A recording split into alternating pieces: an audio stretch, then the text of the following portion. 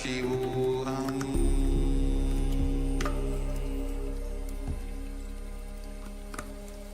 Om Nityananda Paramashivoham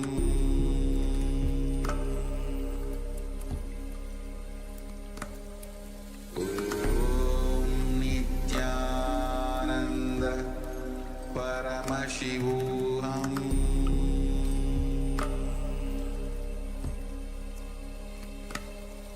Om Nityananda Paramashivoham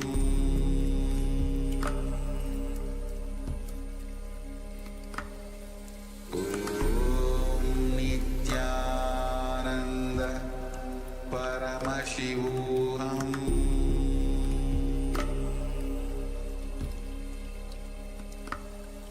Om Nityananda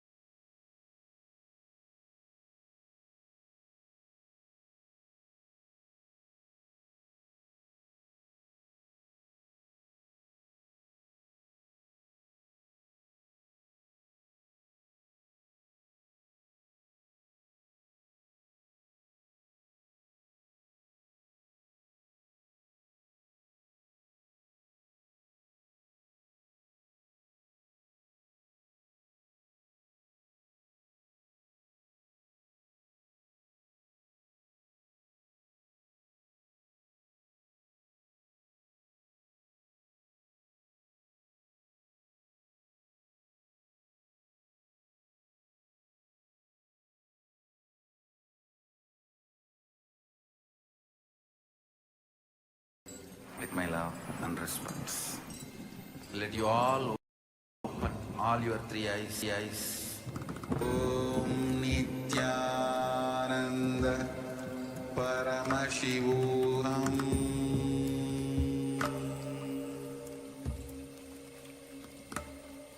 Om Nityananda Paramashivoham.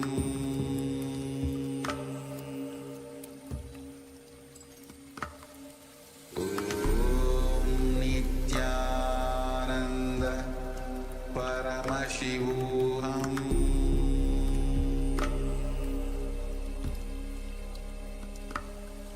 Om Nityananda Paramashivoham.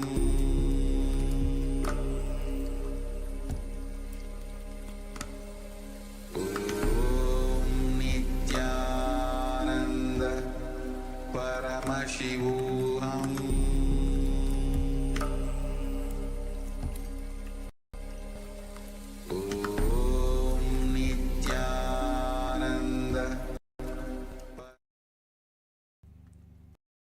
Welcome all the Paramashivoham participants to the first session of the day, Nithyananda Yoga. Let us now all settle down on our yoga mats in a cross-legged position with our head, neck and spine in a straight line. Now join your hands in Namaskara Mudra in front of your chest. Close your eyes, take a deep breath. Visualize Swamiji in your inner space as we open the session with a Sadguru Vandanam. Nityanandam Paramasukhadam Kevalam Jnanamurtim Dvandvatitam Gaganasadrisham Tattvamasyaadilaksham Ekam Nityam Vimalamachalam Sarvadhi Sakshi Bhutam Bhavatitam Trigunarahitam Sadgurum Tam Namami. Next, we are going to chant the Shiva Mula mantra, invoking Paramashiva's presence by chanting Om Ham Hum Shivaya Namaha 11 times. Please follow along internally. Om Ham Hum Shivaya Namaha. Om Ham Hum Shivaya Namaha. Om Ham Hum Shivaya Namaha. Om Ham Hum Shivaya Namaha. Om Ham Hum Shivaya Namaha. Om Ham Hum Shivaya Namaha. Om Ham Hum Shivaya Namaha. Om Ham Hum Shivaya Namaha. Om Ham Hum Shivaya Namaha. Om Ham Hum Shivaya Namaha. Om Ham Hum Shivaya Namaha. Om Ham Hum Shivaya Namaha. Next up is the Tadvachavanam, the ritualistic cleansing. Make sure you have your Panchapadra and Udani ready, a cup with a spoon with some water. As you keep your right hand in the Gokarana Mudra in the shape of a cow's ear, take an Udani of water, pour it into your right palm, and each time the word Swadha is chanted, sip the water from the bottom of your palm for a total of 3 times. Om Atmatattvam Shodhayami Swadha. Om Vidyatattvam Shodhayami Swadha. Om Shivatattvam Shodhayami Swadha. Now wash your right hand with the water from the Panchapadram and wipe your lips twice with the bottom of your right thumb as you chant.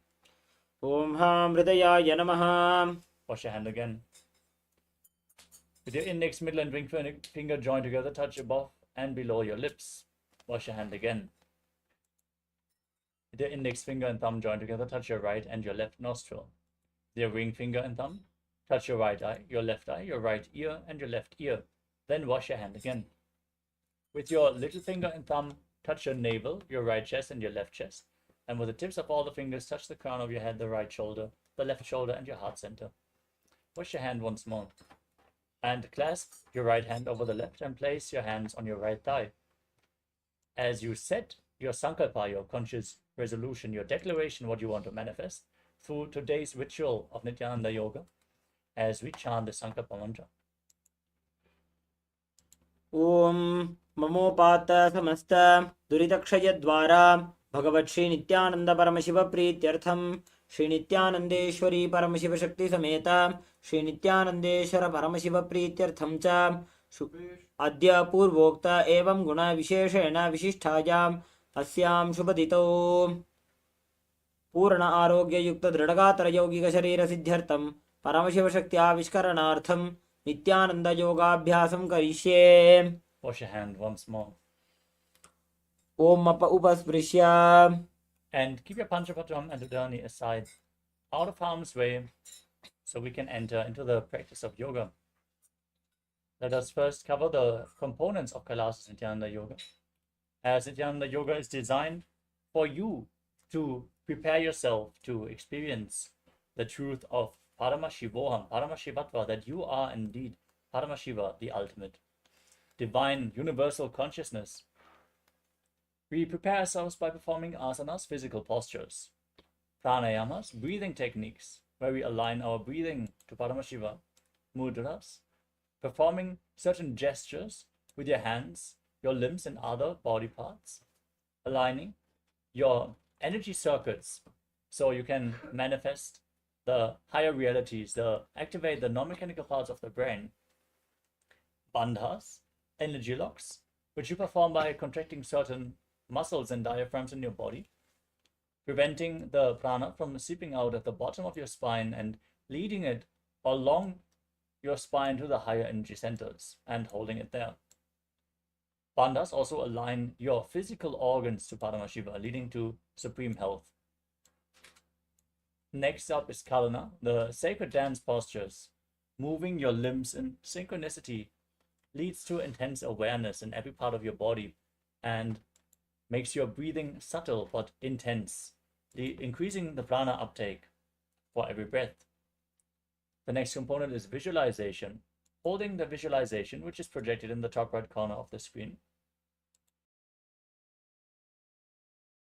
You manifest the essence of the asanas, aligning your thinking to Paramashiva, manifesting Mano Shakti, the power of thinking. The next component is japa, the internal repetition of mantras. As you visualize the japa rotating around your throat in a circular way, you intensely activate the Vishuddhi chakra, cleanse it, and activate Vak Shakti, the power of speech. Next up is the external chanting of mantras. Our Acharya here is going to chant the scriptural references for all the various asanas, the words of Mahadeva himself, providing you with a high energy field, as Sanskrit has a phonetic significance. Just by listening to the mantra, energy will be infused into your body and certain non-mechanical parts of your brain, subtle brain grooves, will be awakened. The next component is weightlifting. Nityananda Yoga emphasizes on the importance on building your body as a spiritual practice, strongly building your nervous system to hold the intense energy that is poured over you during the darshans and the night. As you lift weights, your Kundalini Shakti will be awakened. We are going to point out which of the asanas it is advisable to implement weights. The next component is mandala. As you can see in the background of our acharyas, there are geometric forms and figures, lines, a specific yantra, which is called the Shri Yantra or Shri Chakra, which is representing all the gods and goddesses, mimicking the universal energies in a two-dimensional form. If you visualize or gaze at this yantra, the energies will be reflected in your being, reproduced in your body. So gaze at the Shri Yantra as much as possible.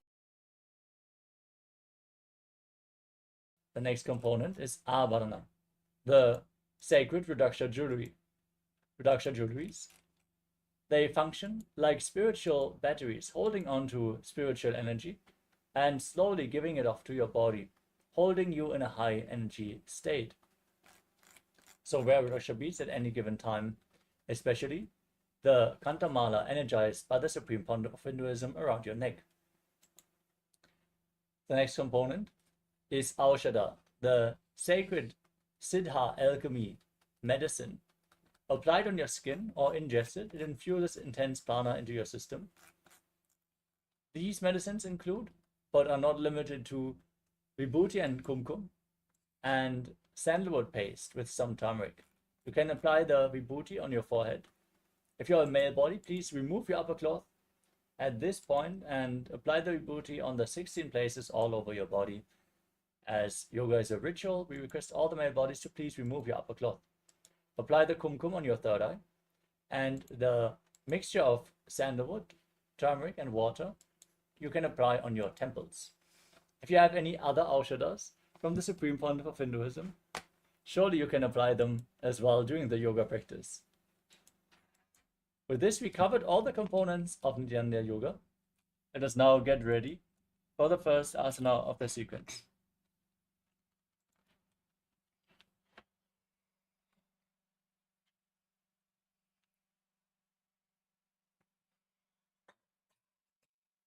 The first is the Sukhasana. Being seated in a comfortable cross-legged position with your head, neck and spine in a straight line, bring your hands into the Bindu Mudra, which is bringing the index and thumbs together and placing them on top of the respective knees. Engage all the three bandhas, starting with the Mula Bandha, engaging your perineal muscles. Engage your Uddiyana Bandha, which is the abdominal muscles, and then the Jalandhara Bandha, that is tucking your chin into your chest. Visualize Paramashiva in your inner space as you perform the japa of Soham. Tatsukhasanamityuktam ashaktastat asanam vijitam yena jitam tena jagatrayam. Next is the Parvatasana. Bringing your legs into the Padmasana, which is a cross-legged position. Bring your palms together in the Anjali Mudra and raise them above your heads with your elbows straight.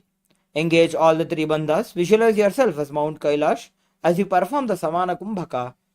As you inhale deeply, hold your breath, visualizing flames rising from your navel center through your spine in Parvatasana. Atha vakshe mahadeva Parvatasana mangalam yatkritva sthira rupi syat shatchakradi vilopanam. Next, entering into Halipavasana, bring the soles of your foot together in the front. Hold the left hand by your right hand and place the forehead on the ground behind the heels. Engage all the three bandhas and gaze to the nose, visualizing Swamiji in your inner space.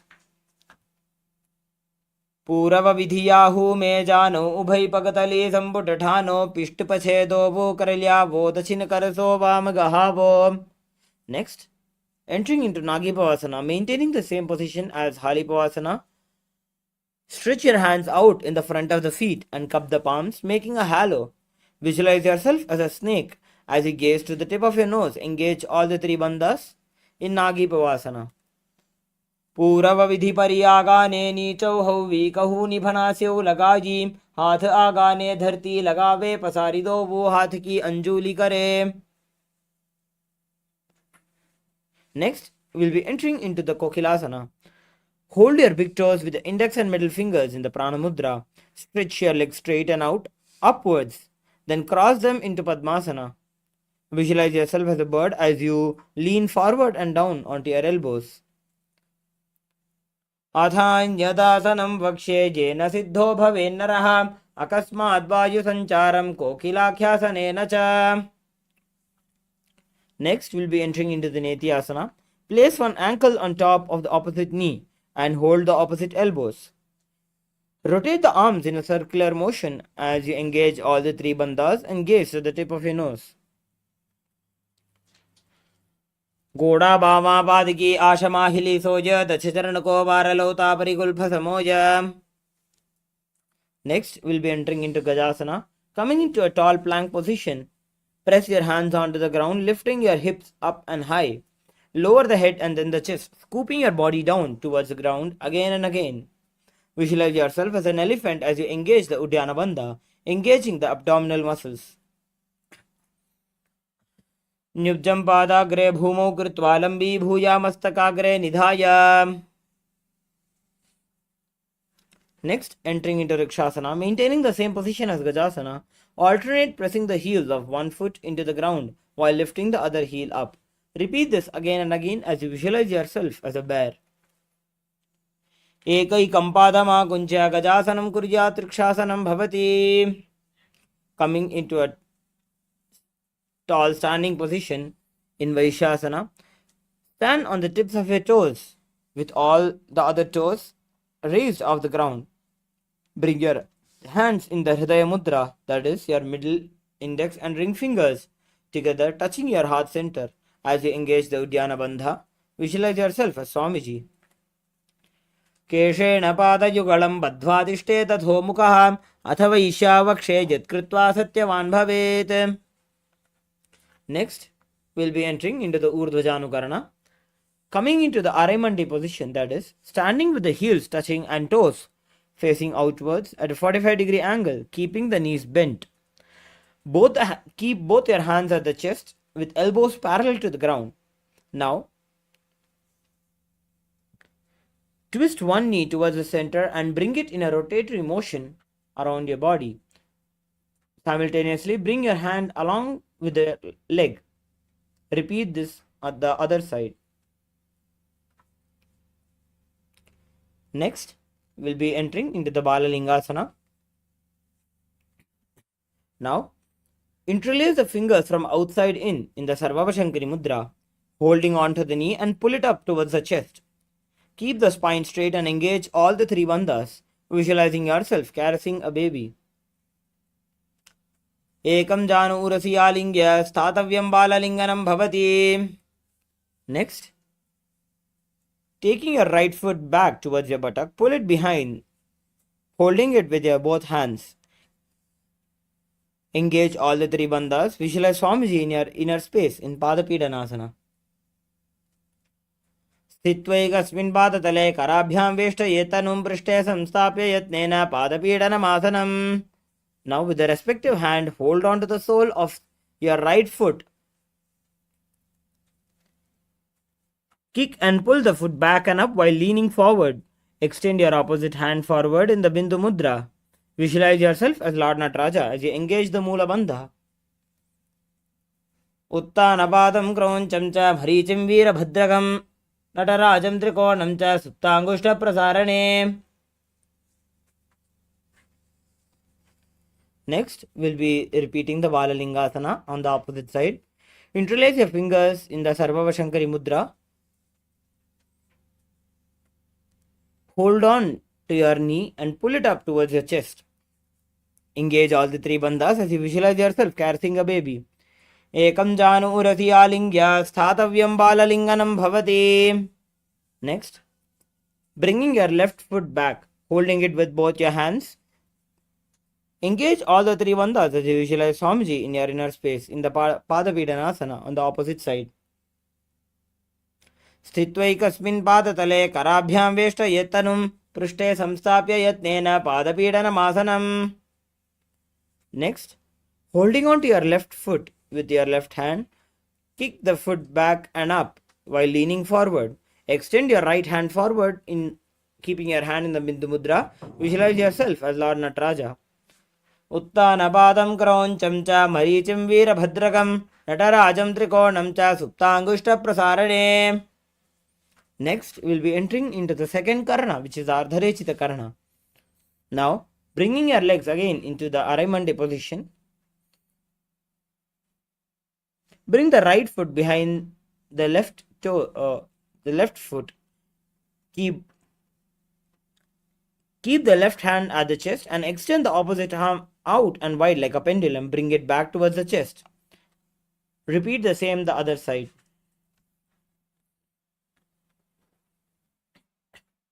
Next, we'll be performing the skeleton dance. Shake your body intensely without any proper motion. Shake your body intensely, visualizing yourself as a skeleton.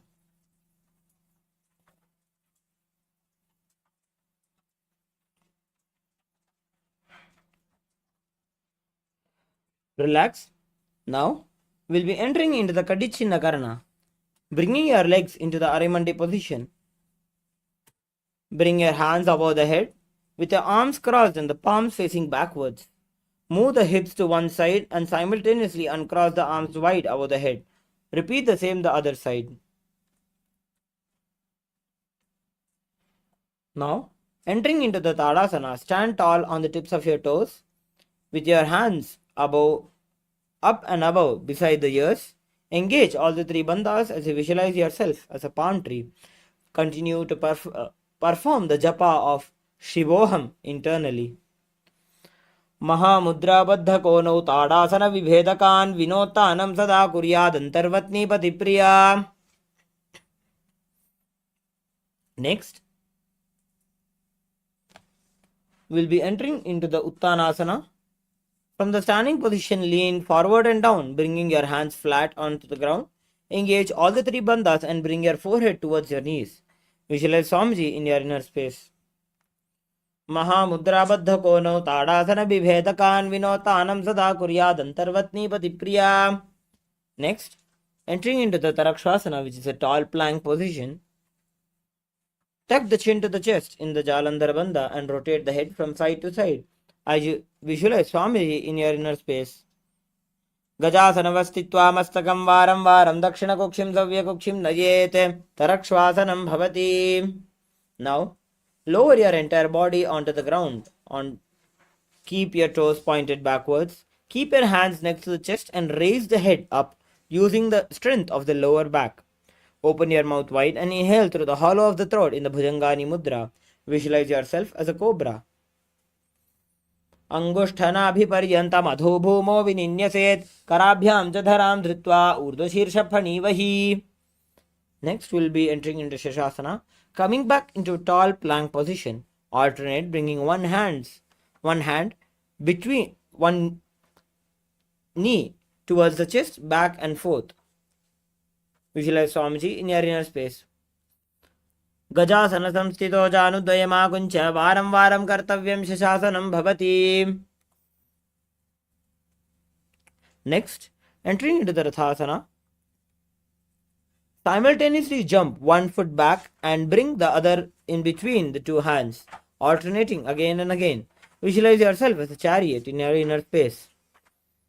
Gajasana samsito ekaikam padam puromargena bhramayitva kartavyam rathasanam bhavati. Next, entering into the Virabhadrasana.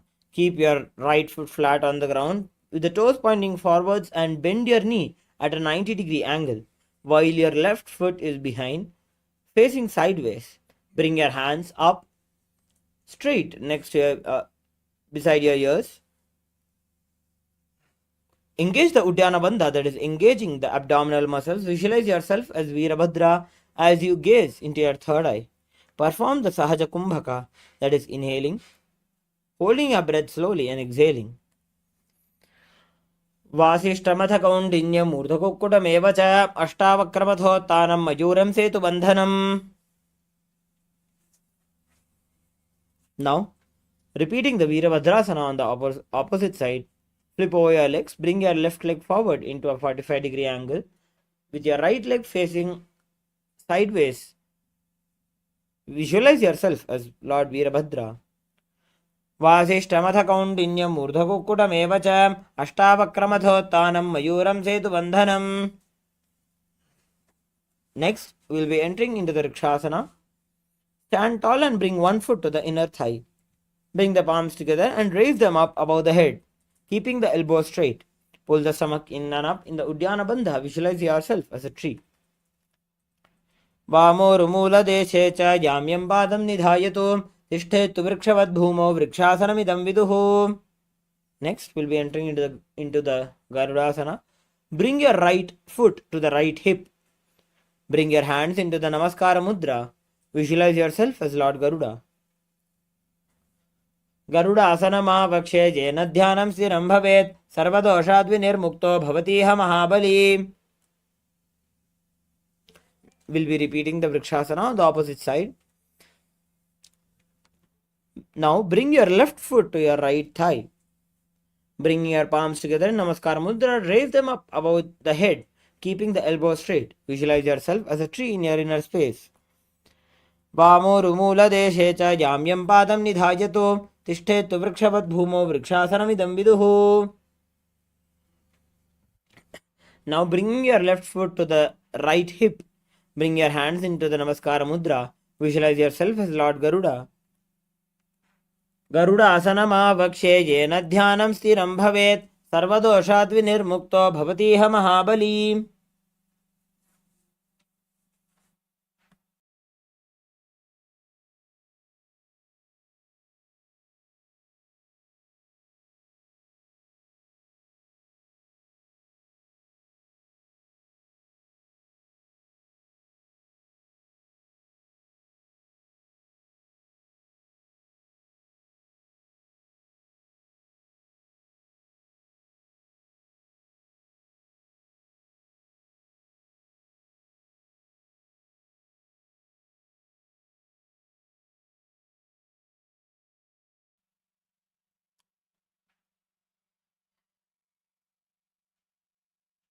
Next, we'll be entering into the Trikonasana.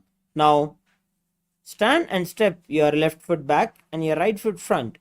Bring your hands parallel to the ground and bend your front hand forward towards the feet with your left hand facing the ceiling.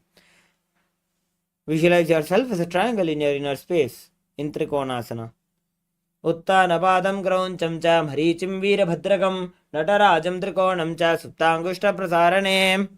Repeat the Trikonasana on the opposite side, flipping your legs over, bending forward with your right hand facing the ceiling. Visualize yourself as a triangle. Uttanapadam Krauncham cha Marichim Veerabhadragam Natarajam Trikonam cha Suptangushta Prasarane. Next, we'll be entering into the Nikuttaka Karana, bringing your hands in the Araimandi position. Bringing your legs into the Araimandi position. Bring your hands into a parallel position in front of your chest. Lift your right heel up and stamp it down while raising the left heel up. As you perform this, bring your hands into a rotatory motion simultaneously.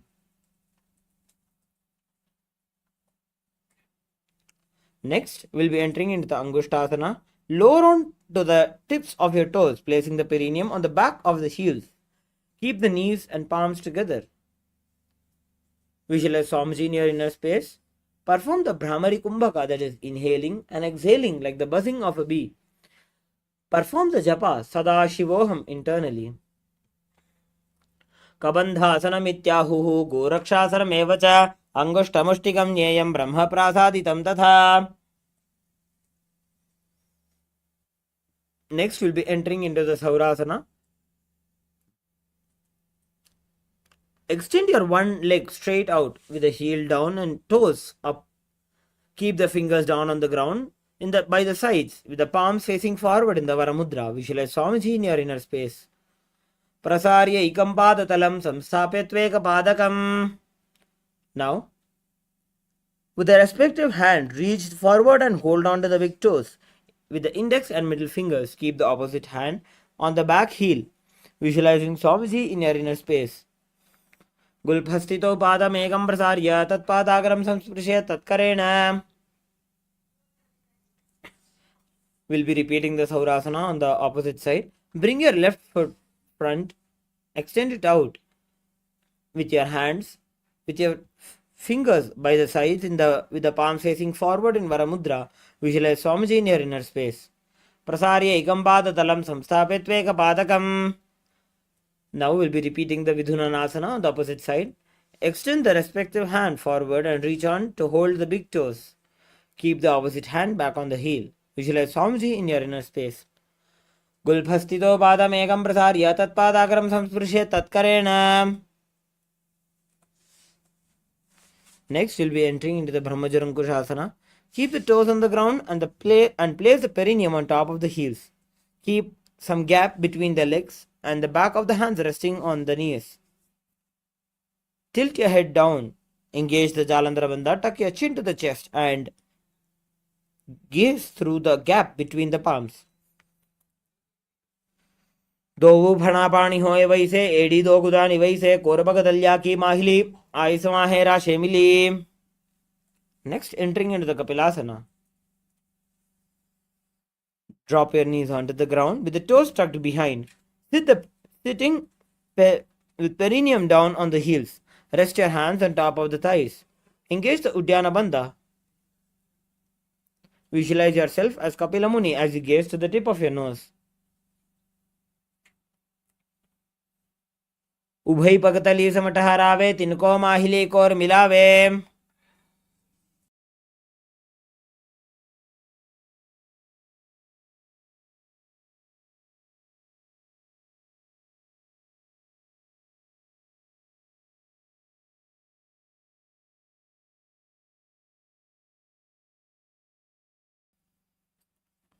Next, we'll be entering into the Bhadra Gorakhasana.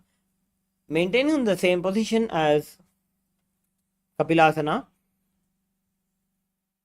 shift your gaze into your third eye, visualizing Swamiji in your inner space. दोवो पगदली संपुट करे कोरवारली भूपर इधरे कोरवारली राखे ऐसे तापरी मूल द्वार टिकी बैसे.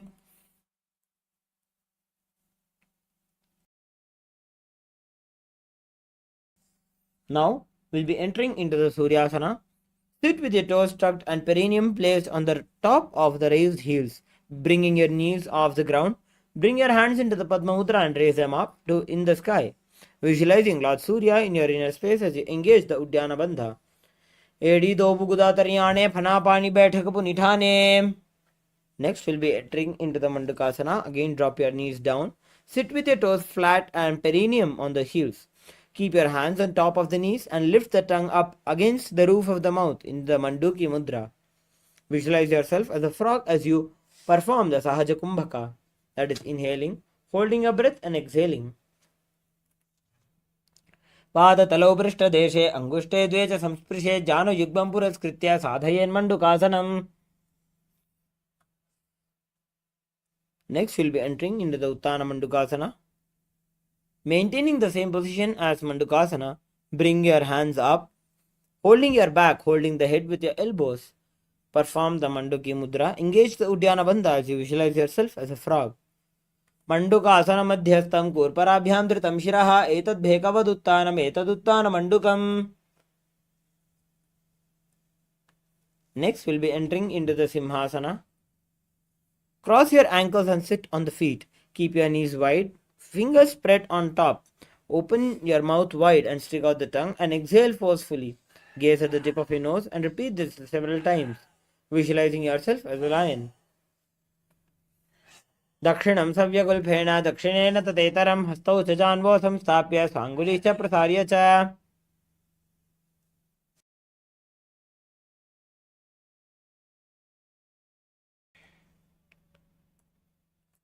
Now we'll be entering into the Bhadrasana.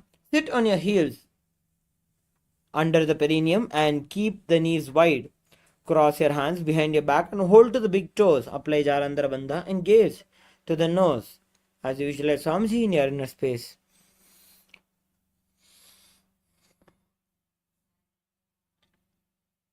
गुल्फौ च वृषणस्याधो व्युत्क्रमेण समाहितः पादाङ्गुष्ठौ कराभ्यां च धृत्वा च पृष्ठदेशतः. Next, we'll be entering into the Kaka Bhusandhyasana. Come into a squatting position with the feet flat on the ground and the knees opened wide. Bring the arms in and around the back and interlace the fingers behind. Gaze to the nose as you visualize yourself as a crow. प्रथमे वेसकौ कटठाने दोवु हातपगं वीच आने. Next, entering into the Kanipavasana. Place your hands on the floor, shoulder width apart. Bring the knees and back of the arms towards the armpits. Lean the chin forward and down and gaze ahead as you visualize Swamiji in your inner space. आसन को गुण आशीदुष्टा होई तो आछी होई.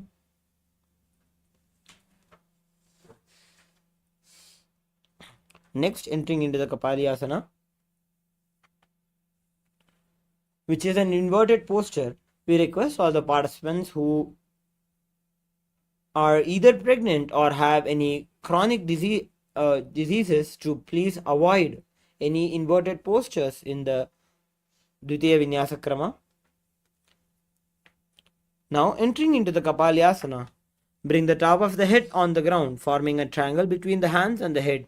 Bring the knees onto the elbows, hips over the shoulder, and straighten the legs up, gazing to the tip of your nose. Visualize Swamiji in your inner space. Sisha Sisha Dharti Tegi Pagadobu Miliba Ucha Kukare. Next, we'll be entering into the Parshva Mayurasana. Squat on the toes with the legs together. Twist the body and place both the hands to one side. Align the elbows with the knee and hip. Lean onto the arms and balance. Extend your legs to the side and gaze to the third eye, visualizing yourself as a peacock. Mayuram dandavat kuryan mayuram danda namakam. We'll be repeating the Paramashivoham on the opposite side. Before we get into the asana, we'll be performing the Rechaka Kumbhaka during the Paramashivoham. That is inhaling, holding your breath and focusing on a slow, deep exhale. Now, twisting your body and place both your hands to one side. Align the elbows with the knee and hip. Lean onto the arms and balance, extending your legs to the side and gaze to the third eye. Visualize yourself as a peacock. Mayuram dandavat kuryan mayuram danda namakam. Now we'll be entering into the Bhairaganathasana. Now place both the hands onto the ground. Come into a plank position. Step one foot outside the respective shoulder, bringing the foot between the hands. Gaze to the third eye. Visualize yourself as Lord Kala Bhairava. Asana Koguna Piti Jayi. Next, we will be repeating the Bhairaganathasana on the opposite side. Stretch. Step one foot outside the respective shoulder and bring the foot in between the hands. Gaze to the third eye. Visualize yourself as Kala Bhairava. Asana Koguna Piti Jayi. Next, we will be entering into the Unmukha Pithasana. From Tarakshvasana, place your forearms on the ground and walk the feet forward, bringing the hips up. Gaze to the third eye and visualize yourself as Swamiji. Bhunyastau januni hastau chatushpadama vangmukham uthapitangri ugalak katistalam abhiruka.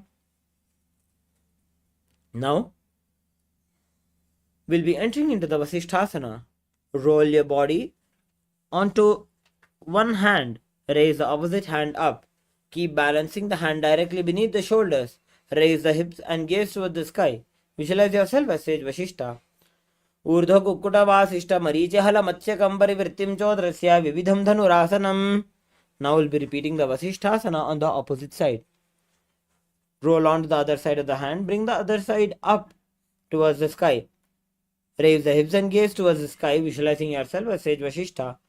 Urdhva Kukkuta Vasishta Marichehala Matsya Kambari Vrittim Chodrasya Vividham Dhanurasanam. Now, coming into the Anjani Asana, there is a seated posture.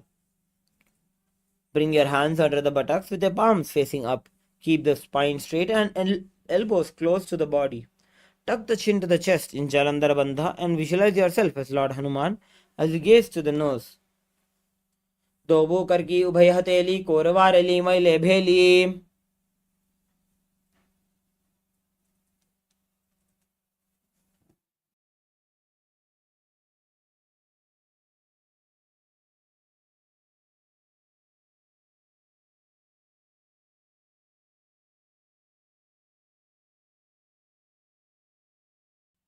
The next asana of the sequence is Paschimottanasana.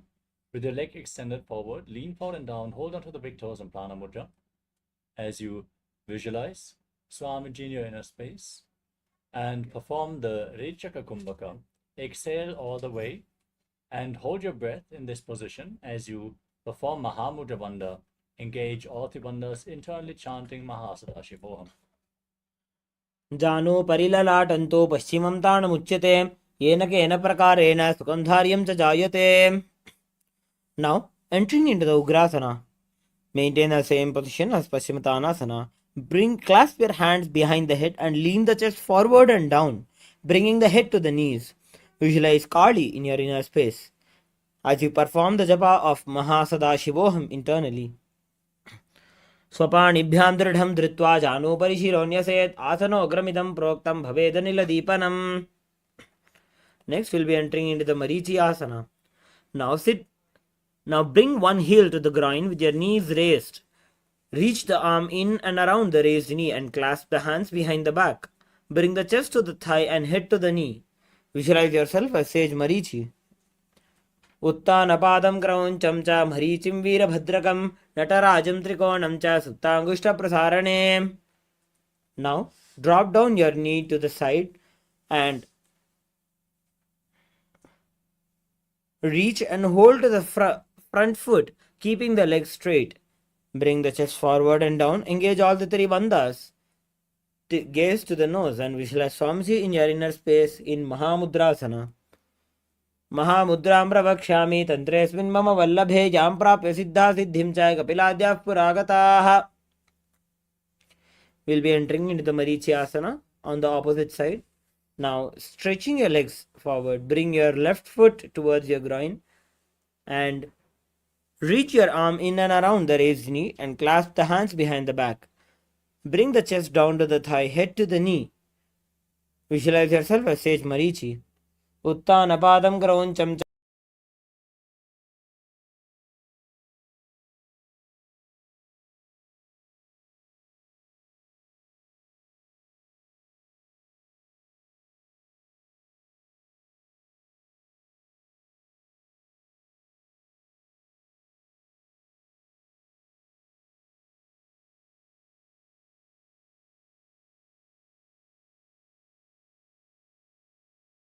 sage Marichi. Uttanapadam Krauncham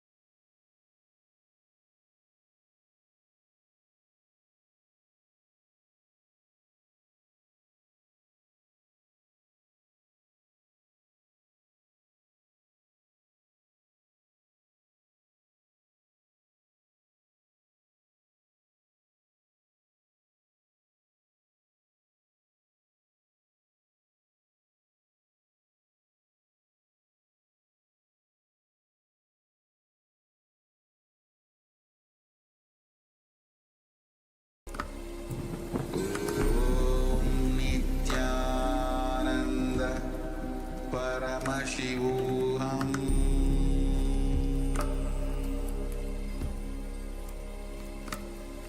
Om Nityananda Paramashivoham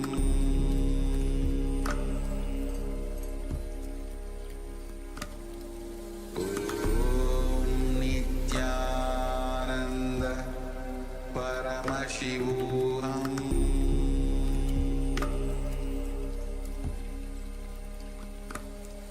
Om Nityananda Paramashivoham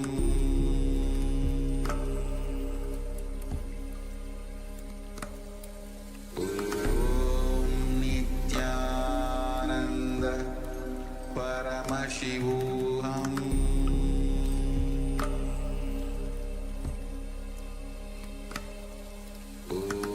Om Nityananda Paramashivoham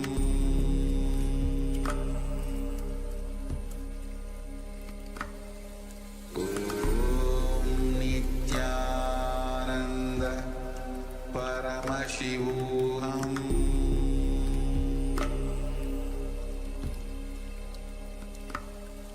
Om Nityananda Paramashivoham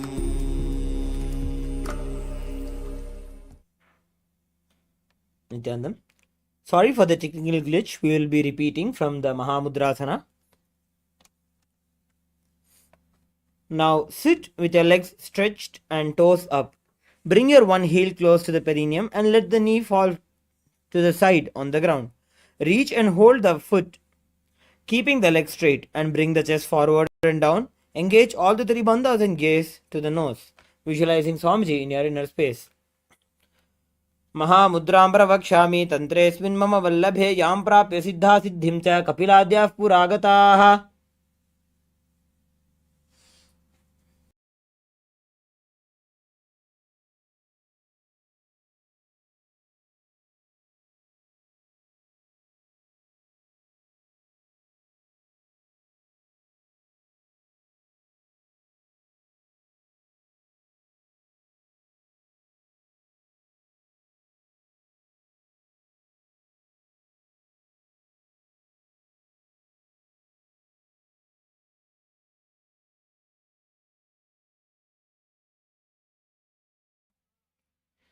Next, we'll be entering into the Bhadrasana 2.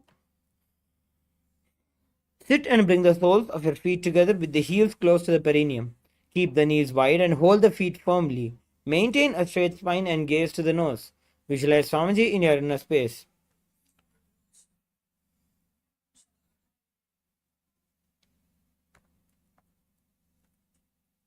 गुल्भौतवृषणस्यादः सीवन्त्याः पार्श्वयोः क्षिपेत् पादपार्श्वे तु पाणिभ्यां दृढं बद्ध्वा सुनिश्चलम्. Next, entering into the Gvalipavasana. From Bhadrasana, extend the feet away from the body, toes touching together and the heels apart, with the knees open. Place the hands on the respective knees and engage the Jalandhara Bandha, tucking your chin to the chest. Gaze to the nose and visualize Swamiji in your inner space. पूरव चरपट चौक कक्ष्यो सोयी वाही विधि जो कीजे सोयी. Now, entering into the Joniasana. Keep the soles of your feet together and heels close to the perineum. Hold the soles of the feet and lean forward and down, bringing the forehead to the feet and gaze to the nose. Visualize the Yoni Mandala in your inner space. दोवो पकतली संपुट करे AD made के ढिंग दरे अर्धहात को अंतर राशे लीलाट पकथलियां ऊपर दाशे. Now, entering into the Midaki Pavasana. Sit and keep your heels together and toes apart and the knees wide. Lean forward and down. Extend your hands out and wide with the palms on the ground. Bring your forehead to the ground behind the heels and gaze to the nose. Visualize Swamiji in your inner space. पूरव विधि परिपकथली संपुट शोल एडी मिली राशे. Now we'll be entering into the Siddha Samadhi Asana. Sit and keep your toes together and heels apart. Bring your arms below the shins. Extend them out and keep the palms facing up. Bring the forehead to the ground above the feet, bring the toes near the throat. Gaze to the third eye. Visualize Lord Surya in your inner space. दोबू पगदली संबुट करे, सोले मेढ़ आगा मेधरे, अंगुल 8 अंतरो राशे, AD को ऐसे विदिदाशे. Next, we'll be entering into the Chinaki Pavasana. Sit and keep the heels together and the toes apart. Hold the feet and open them up like a book, bringing the soles towards the sky. Press the elbows onto the thighs and towards the knees. Gaze to the nose. Visualize Swamiji in your inner space. दो पगा की एड़ी धरती मगिवा मेढ़ लगावे. Next, we'll be entering into the Charpata Chokasana. Bring the soles of your feet together with the heels of the perineum in knees to the ground. Place the hands on the knees and gently press them down. Engage the Uddiyana Bandha. Pulling the stomach in and up towards the spine. Gaze to the third eye. Visualize Swamiji in your inner space. दोबू पकदली संपुट धारे, आगा ने करे जारे पसारे, गोड़ा भूसो लगता राशे, हाथ दोबू गोड़ा परिदाशे. Next, we'll be entering into the Bhairavasana. Sit and bring the soles of your feet facing together and the knees wide. Lift the heels up and bring the toes down onto the ground. Keep the knees to the ground and pull the stomach in and up in Uddiyana Bandha and place the hands on the knees in the Bindu Mudra. Gaze to the third eye. Visualize yourself as Lord Kala Bhairava. गुल्भौ सम्पीड्य चान्योन्यं व्युत्कर्मेणोत्थितं शनैः जान्वोः पार्श्वगतौ हस्तौ दण्डवद्भैरवासनम्. Next is the Samasana. Now, sit with one heel at the perineum, lift and hold the other foot, pulling the sole of the foot onto the chest. Gaze to the third eye and hold the breath in the Mooladhara Chakra, visualizing Swamiji in your inner space. Samanasana vakshe siddhamantradi sadhanat. Next, bring your right foot over your shoulder. Raise the other foot up and straight into the sky. Keep the hands on the ground to the sides and gaze to the third eye. Visualize Swamiji in your inner space in Apanasana. Kevalam padame kancha skandhe charope yatnataha. We'll be repeating the Samanasana on the opposite side. Now, sit with your right foot at the perineum. Lift and hold the left foot towards your chest and gaze to the third eye. Hold the breath in the Mooladhara Chakra. Visualize Swamiji in your inner space. Samanasana ma vakshe siddhamantradi sadhanat. Next, we'll be entering the Apanasana.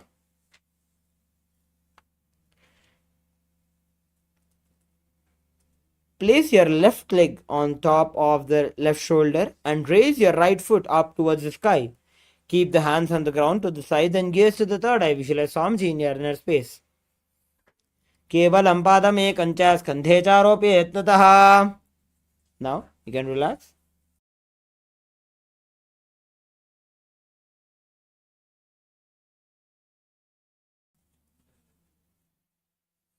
We'll be entering into the Gomukhasana. Sit and cross one leg over the other, aligning the knees at the center of the body. With the feet by opposite hips, place both the hands on top of the stacked knees. Gaze to the nose. Perform the Sitkari Kumbhaka. Visualize the face of a cow. Perform the japa of Om Nithyanandoham internally. Savye Dakshina Gulbham to Prishtaparsheni Jojaye Dakshine Epitata Savyam Gomukham Yatha.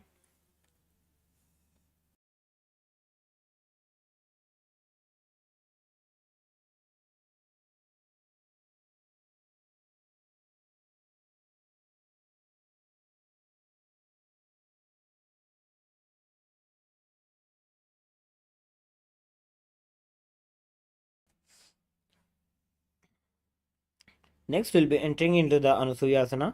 From the Gomukhasana position, hold the big toes with the index and middle fingers. Relax the shoulders and pull the stomach in and up in Uddiyana Bandha. Gaze to the nose. Visualize yourself as Rishika Anusuya. दक्षिण गोड़ो नीचो ठाने बाबों ताके ऊपर आने गोड़ा संधि मिलावे भारी आड़ा पद बुनि दे संधि पसारी. Next is the Anusuyasana 2. From the Gomukhasana position, interlace your fingers behind the back in Parashamudra Lean forward and down. Bring the chin over the knees and touch the nose to the ground. Gaze to the nose. Visualize yourself as Rishika Anasuya. Jimana Goda ki sandhi uprida vagoda ki sandhi. Next, we'll be entering into the Garudasana. Sit on the ground with one heel pressed against the perineum. Keep the opposite foot on the ground in front of the other. Keep the spine tall and chest out and hands on the respective knees. Gaze to the nose. Visualize yourself as Lord Garuda. Davopagamo edi mahila gulbhamula dwarini chaide. Next, we'll be entering the Naradasana. Sit and place the perineum on top of the heels. With the top of the foot flat on the ground, place the opposite foot on the ground in front of the opposite foot. Interlace the fingers behind the neck and twist outside of the raised knee and gaze to the third eye. Visualize yourself as sage Narada. Pishta javama pagdali keri bhuparita hilagave pheri. Next, we'll be performing the Matsyapitakasana. Place one foot on top of the opposite thigh and wrap the respective arm around the knee, holding on to opposite shin. Extend opposite hand straight and hold on to the respective toe with index and middle fingers. Gaze to the nose. Visualize Matsya, the fish avatar of Bhagavan Vishnu. Vamena vamangushtanto grihitam Matsyapitakam yoni vamena sampidya medhradupari dakshinam.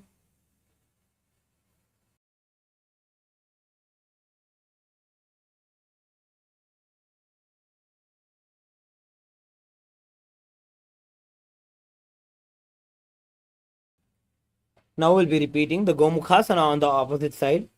Sit and cross one leg over the other, aligning the knees at the center of your body.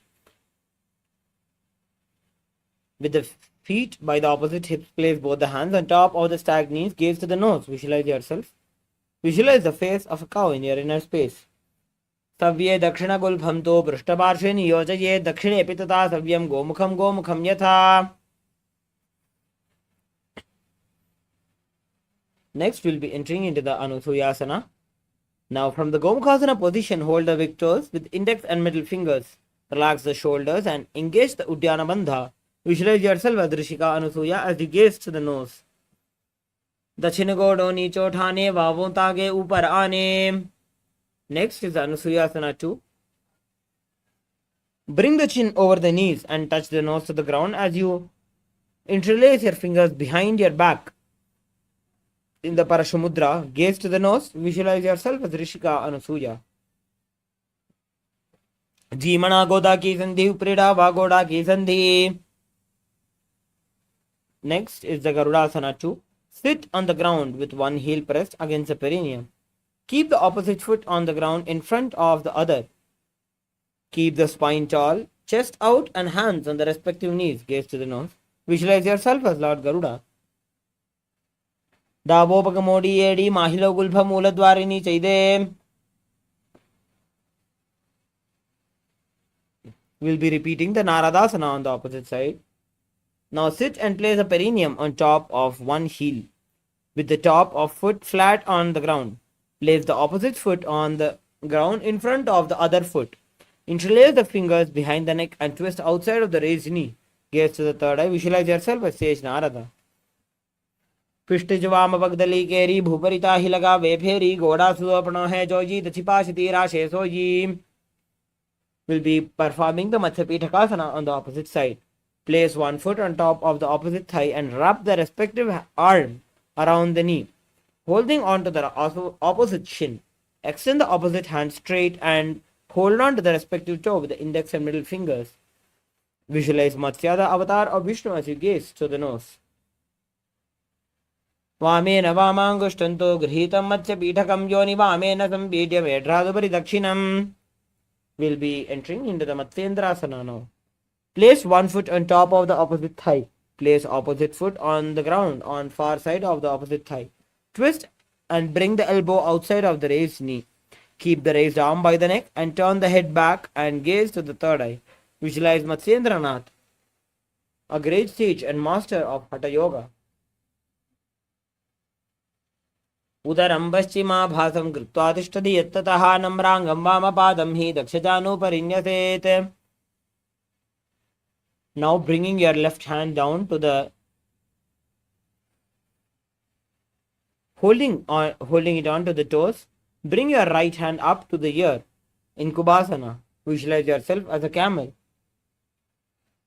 Asana ko guna jholo jaye. Then placing your right hand back on the ground, twist your spine intensely. Visualize Matsyendranath, the great sage and master of Hatha Yoga, near inner space. Matsyendra Bidham Jatara Pradiptim Prachanda Rukmandala Khandanastram. Next, we'll be repeating the Matsyendrasana on the opposite side. Place one foot on top of the opposite thigh. Place the opposite foot on the ground on far side of the opposite thigh. Twist and bring the elbow outside of the raised knee. Keep the raised arm by the neck and turn your head back and gaze towards the third eye. In Matsyendrasana. Udaram paschimabhasam kritva tishtati yattataha namrangam vamapadam hi dakshajanu. Now, bring your right hand to the toes, holding the toes with your index and middle fingers. Bring your left hand to the ear. Visualize yourself as a camel. Asana ko guna jholo jaye. Dropping your left hand back down.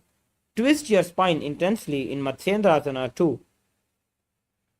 Matsyendra Bidham Jatara Pradiptim Prachanda Rukmandala Khandanastram.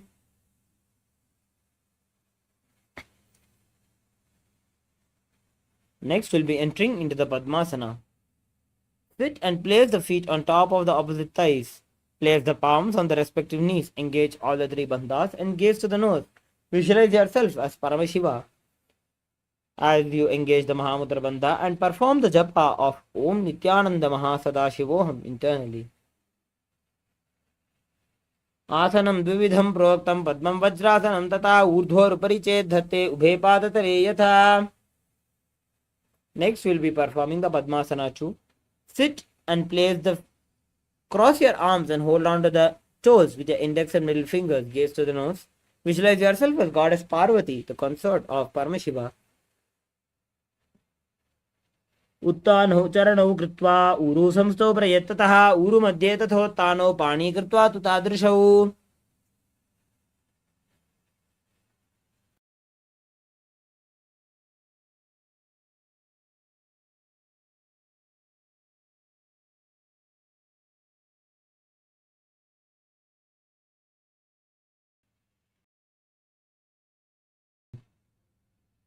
Next, we will be entering into the Kukkutasana.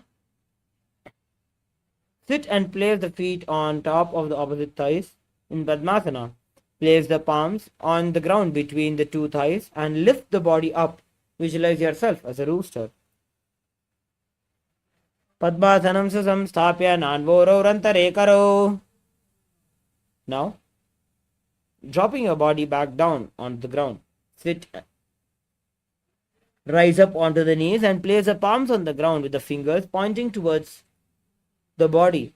Keep the elbows together and press them against the navel, then lean forward and find balance, extending the knees up and off the ground in Baddhakekyasana. Dharamoshtabhakaradvayena tatkor paristapita nabhiparshvaha.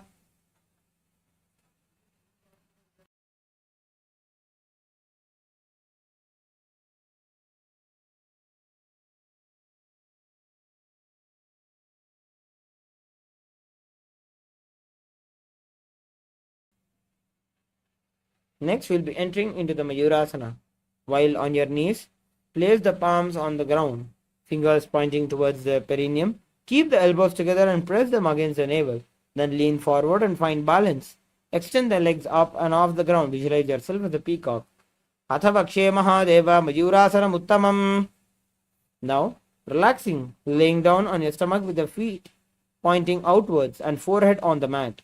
Interlace your fingers behind the neck and hold them in the Parashamudra. Visualize yourself as a crocodile. Adhyasashete hridayam nidhaya bhumau cha padau cha prasaryamano. Next, place your hands on the ground beside the chest. Raise the legs up, bringing the thighs off the ground. Visualize yourself as a locust. Adhyasashete karayukva vaksho bhumi vavashtabhya karayo stalabhyam. Next, Entering into the Ustrasana, laying down on your stomach, bring your hands to the feet, pull the feet down towards the ground, outside of the hips. Visualize yourself as a camel. अध्यासशेते पतयुग्मं व्यस्तं पृष्ठे निधायापि धृतं कराभ्याम्. Now, kick your legs back and up and simultaneously pull the feet towards the sky. Lift the chest off the ground and raise the head up. Gaze to the third eye. Visualize yourself as Paramashiva's bow. प्रसार्य पादौ भुविदण्डरूपौ करौ च पृष्ठे धृतपादयुग्मम्. Now, entering into the Bhagasana, sit on both the knees with your head, neck and spine in a straight line. Place the palms down on top of the thighs and gaze to the third eye. Visualize Swamiji in your inner space. Ulta modi pada vaise bahuro jugati kare ek aise. Now we'll be entering into the inverted postures of Gohyasana and Shirasasana. Another gentle reminder for all the participants who either have any chronic diseases like back pain or high blood pressure, or the participants who are pregnant, to avoid these inverted postures. Now, entering into the Gohyasana, from the knees, place your forearms onto the ground with your fingers interlocked, elbows shoulder-width apart. Place the top of the head onto the ground, holding the back of the head with the hands. Walk the toes forward until hips align with the shoulders. Lift the feet up and keeping the knees bent together, lift against the chest and touching the chin. Gaze to the nose. Visualize Swamiji in your inner space. Do wo haath ki kahuni joji punih kalai jane doji. Now raise your legs straight up into the sky, visualizing Swamiji in your inner space in Shirasasana. Viparitam mandalam cha dvidhaiva viditam hinaha. You can slowly come down now. Coming into a seated position. Sit with your hands behind the calves and stretch the legs up and straight. Bring the forehead to the knees. Visualize Swamiji in your inner space in Podhyasana. Dovu hath pag bahar aane, goda tare kakasi thane. Next, in the Parighasana, perform the Bastrika Pranayama.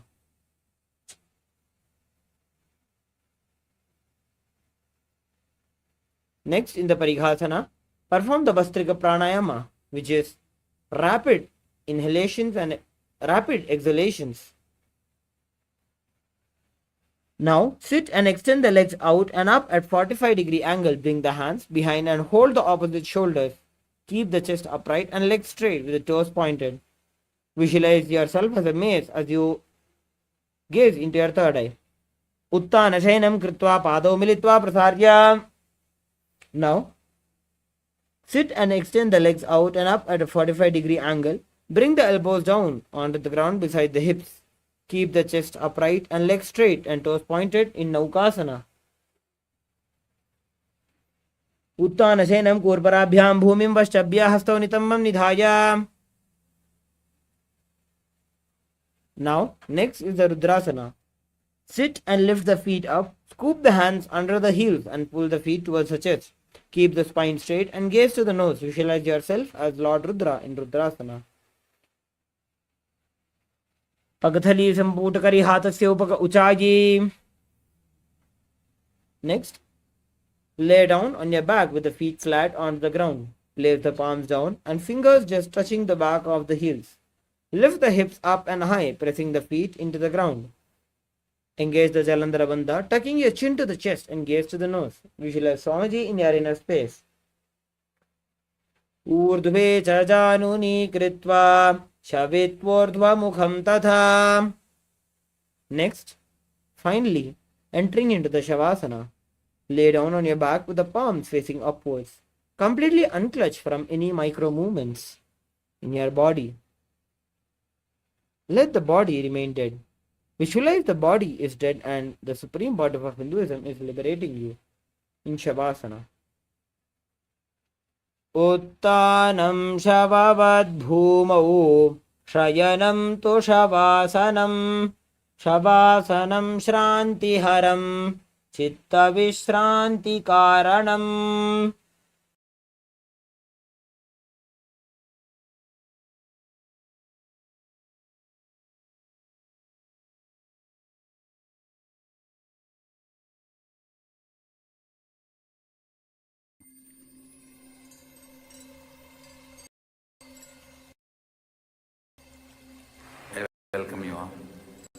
with my love and respects.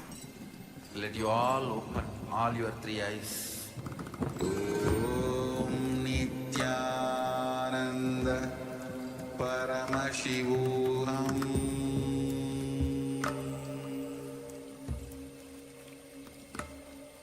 Om Nityananda Paramashivoham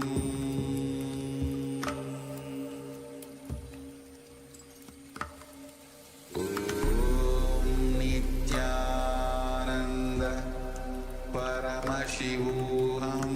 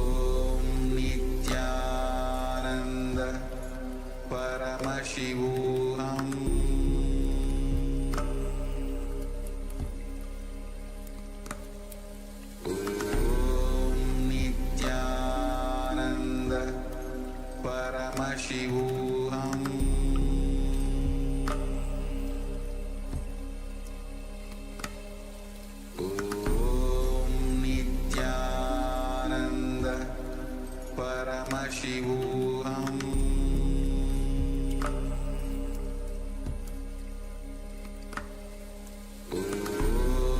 Nityananda Paramashivoham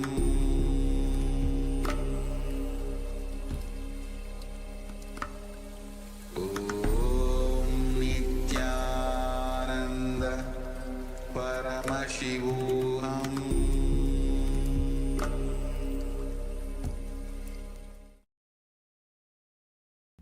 Now, slowly return to your physical body. Wiggle your fingers and toes, your wrists and your ankles, your elbows and your knees. Pull your knees up towards your chest. Rock your body from side to side, slowly returning to a comfortable seated position.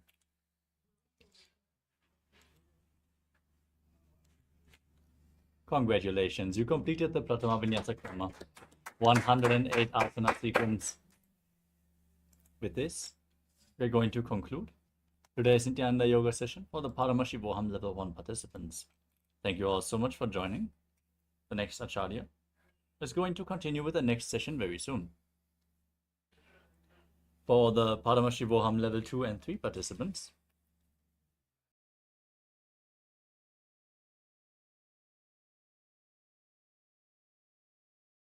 we are now going to continue with the Dvitiya Vinyasa Krama, so get ready. Nityanandam, we are on a mission to revive the Enlightenment civilization. If you resonate with our message and want to be part of us, be sure to like, share, and subscribe. And don't forget to click the bell icon.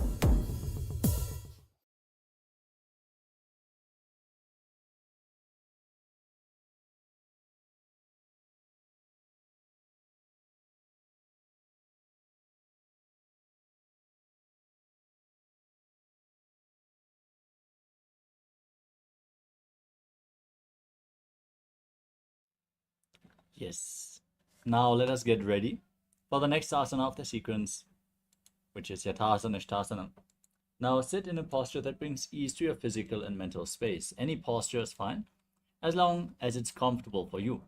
Place your hands on top of the knees in Bindu Mudra, index fingers and thumbs together. Visualize Swamiji, breathe in Samana Kumbhaka. Inhale deeply into your stomach, hold your breath and visualize the fire being kindled in your navel as you perform the Mula Bandha and internally chant Om Nityananda Paramashivoham. पर्यङ्कं तत्समाख्यातं यथसंस्थं यथा स्थितिः. Next up is Samasana. From a cross-legged position with your hands on top of the knees in Bindu Mudra, visualize Swamiji and start inhaling and exhaling deeply again and again as you perform Samana Kumbhakam.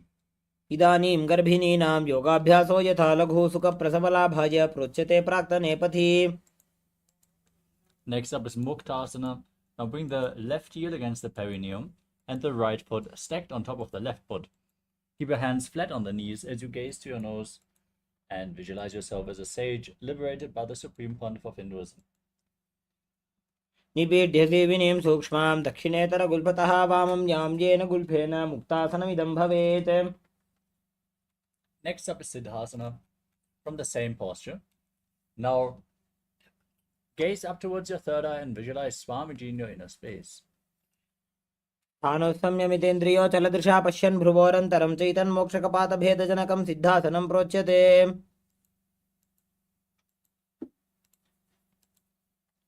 Next up is Siddhyasana. Maintain the posture but shift your gaze down to the ground in front of you as you engage all three bandhas, Mahamudra Bandha, and visualize Swamiji in your inner space.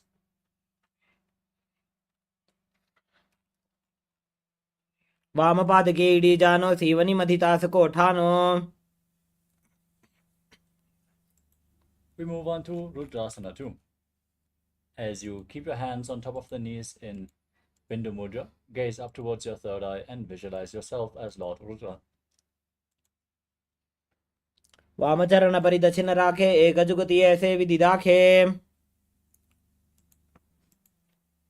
Next up is Santadunasana. Maintain the posture, shift your gaze down to your nose, and embody tranquility and an unshakable nature. आसन की गुण मन की चन चलता मीटे. Next up is Siddhasana 2. Now bring your hands in front of your navel, cup one palm over the other, and visualize Swamiji as you keep your hands in Samputa Mudra, the lotus mudra, resembling a closed lotus flower. ऋजुकाय समासीन सिद्धासनमुदीरितं प्रसार्य भुवि पादौ तु दोर्भ्यामङ्गुष्ठमादरात्.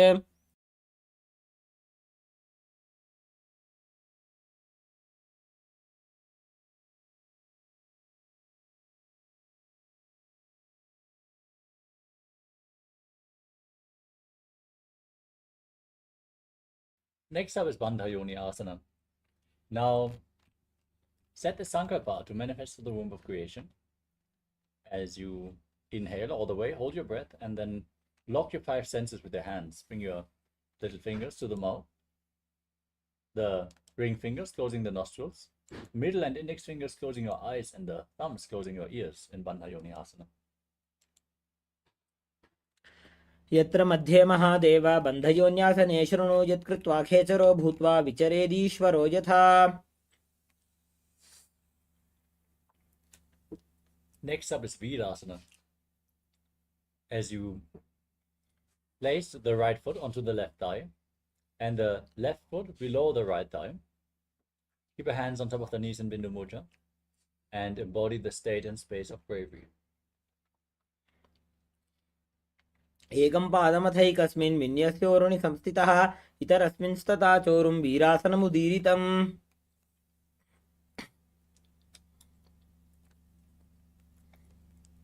From the same posture, now gaze up towards your third eye and visualize Sage Valmiki, the great poet and author of Ramayana, in Valmikasana. दावा पग की पगथली पुनि एड़ी है जोज.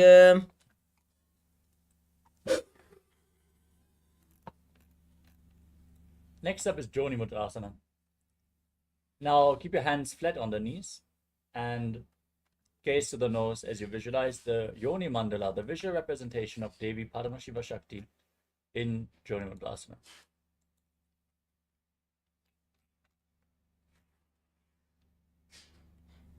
वामपाद की पगतली जाहि माहिली core.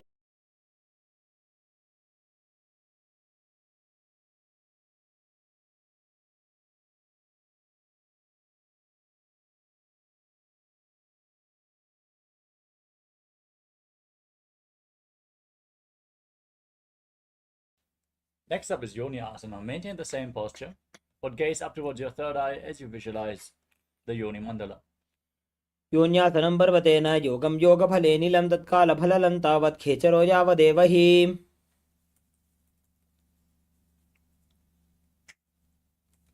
Next up is Vajrasana 3. Now bring the soles of your feet together in front of your body, heels close to your perineum. Interlock the fingers around the feet as you pull your knees down towards the ground. Gaze to your nose. Pull your stomach in and up in Uddiyana Bandha and visualize yourself as Lord Vidabhadra. गुल्भौ च वृषणस्यादः सीवन्त्याः पार्श्वयोः क्षिपेत्. Next up is Aghorasana. Now keep your left hand on the left knee and cover your mouth with the right hand. Close the left nostril with the index finger. Inhale through the right nostril. Then close your right nostril. Hold your breath. After holding the breath, exhale through the left and then inhale through the left again. Hold the breath. Exhale through the right in Abhyantara Kumbhaka as you push your tongue up in Kichari Mudra. Eat the tongue along the nasal tract if you can. Gaze to your third eye and visualize yourself as an Aghori. पूर्वक हो भिश्रिका जोजी वाही विधि जो की जय sooji. Next up is Kanari Pavasana. Now separate your heels and place your elbows down on the heels. Rest your chin on your hands. Gaze to your nose. Pull your stomach in and up. Exhale all the way. Hold your breath in Nirechaka Kumbhaka. And visualize yourself as a female elephant drinking water in Kanari Pavasana. वाली पाव आसन कख्यो है जैसे Yahoo में जाने विदिते से. Next up is Padasana. Raise your knees, bring your arms in between the legs and interlock them in front as you lift your feet off the ground, gaze to your nose and visualize Swamiji. ततोर्ध्वं रेचयेत् वायुं मृदुनिश्वाससंयुतम्. Next up is Gopi Chandasana. Now hold on to the feet and lift them against your chest as you keep your fingers interlocked. Gaze to your nose and rest your chin on the hands as you embody the state and space of a king. पूरव विधिपगा का अंगूठा कंठकूपराशे. Next up is Uttarasana. Now bring your hands, scoop your hands underneath the feet and interlock them around the toes as you lift your feet against your chest. Gaze to your nose and visualize your body free from any defects. पूरव विधिपगा का अंगूठा कंठकूपराशे. Now lift your feet even higher in front of your face as you visualize yourself excelling in everything in Vishishtasana. दोवूपगतले संपुटठाने उभयहस्तकरयोर्दहिताने. Next up is Pujasana. Now lift your feet over top of the respective shoulders and bend your elbows upwards to interlock your fingers around your neck as you visualize yourself as a cobra. शिरासनं तु विज्ञेयं कक्षासनमतः परं ग्रीवासनं च परमं भुजासनमिहोच्यते. Now bend your elbows down, keep your legs over your shoulders and interlock your fingers behind your back as you gaze to your nose and visualize yourself as a beautiful, auspicious goddess in Kalyanasana. दोवू हाथ पगमी च आने तिनको घोड़ा नीचे ठाने. Now place the top of the left foot on the mat and sit on the left heel. Stack the right knee over the left heel by the outside of the left hip. Your hands on opposite knees. Gaze forward in Vaishnavi Mudra without focusing on anything external. Focus only on the object within. As you visualize yourself as an elegant swan, breathe in Ujjayi Pranayama, make an ocean-like sound with your mouth on the in and exhalation in Sankatasana. वामपादं चितेर्मूलं सन्यस्य धरणीतले पाददण्डेन यां येन वेष्टयेद्वामपादकम्. Now slide the left foot outside the hip, sit on the ground, engage Uddiyana Bandha, keep your hands on the top knee and visualize a cow in Dhenukasana. अनुषागी Nagar पंचडं प्रशीलिन्दकल्यम्नी. Now slide the right foot on top of the left thigh and bring the left foot onto the right knee. Bring the left arm behind your back, twist your back to hold onto opposite thighs with your hands. Gaze up and visualize Swamiji in Machandrasana. वामजंग प्रदक्षिण ठाने वामहस्तपीष्टे स आने. Untwist your spine, hold onto the feet and lean forward and down, placing your forehead on the ground as you visualize Swamiji in Machandrasana too. प्रथम जी मनो चरण जोजी वामजंग परिराखे सोई. Now rise up, interlock your fingers and place them on the top knee. Engage all Trivandhas as you visualize Swamiji, your Guru, in Guru Asana. ऊर्मूले इतरपादस्य कनिष्ठिका प्रदेशगुल्फं संस्थाप्य. Now bring the top of the right foot on the mat as you repeat Sankatasana. Sit on the right heel, stack your knees, keep your hands on opposite knees and visualize yourself as a swan. वामपादं चितेर्मूलं सन्यस्य धरणीतले पाददण्डेन यां येन वेष्टयेद्वामपादकम्. Now repeat Dhenukasana. Engage the Uddiyana Bandha. Keep your hands on the top knee and visualize a cow. अनुषागी Nagar पंचडं प्रशीलिन्दकल्यम्नी. Now repeat Machandrasana. Bring the left foot onto the right thigh and the right foot onto the left knee. Twist your right arm behind your back, hold on to your thighs and gaze up as you visualize Swamiji in your inner space. वामजंग प्रदक्षिण ठाने वामहस्तपीष्टे स आने. Now untwist your spine, hold onto your feet and place your forehead on the ground in Machandrasana too. प्रथम जी मनो चरण जोजी वामजंग परिराखे सोई. Next up is Guru Asana on the other side. Interlock your fingers, place them on the top knee and visualize Swamiji, your Guru. ऊर्मूले इतरपादस्य कनिष्ठिका प्रदेशगुल्फं संस्थाप्य. We move on to Pashasana. Now place your feet on the ground and raise your knees against your chest. Hold onto the knees with your hands as you press your tongue up in Kechari Mudra, gaze to your third eye and visualize Swamiji. पादतले भूमो निधाय जानन्युरसि निधाय विपरीतहस्ताभ्यां गुरुसहितजङ्गे निबध्य. Next up is Bodhasukasana. Now hold on to opposite wrists with your hands. Place your chin on the knees, gaze to your nose, and visualize yourself residing in an abode of bliss in Bodhasukasana.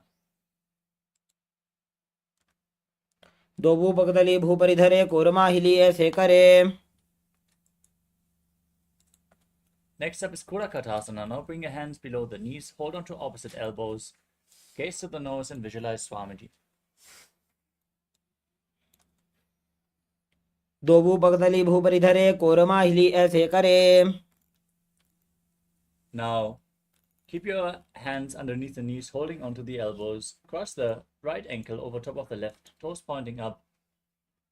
As you gaze to the nose and visualize the great sage and Maharishi Sumati and Sumati Asana. भूलद्वारी धरती परिठाने डावा पगवृद छबद आने.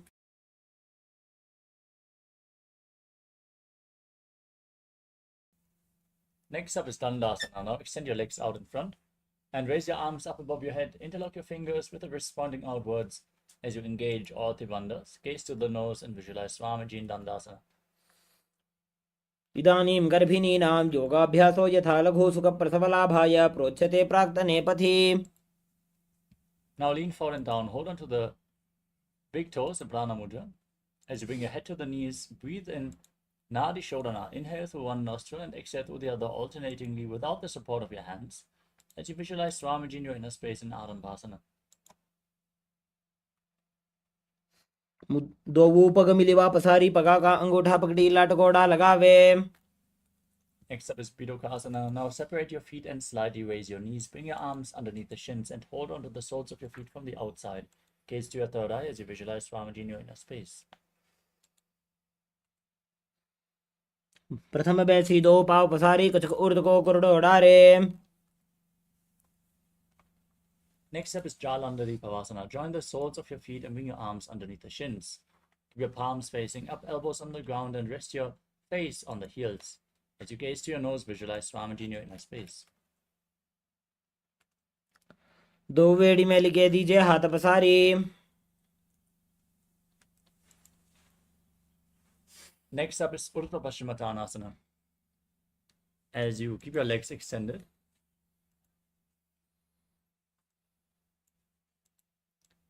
bring one leg behind your neck and lean forward and down, holding onto the front foot with both hands.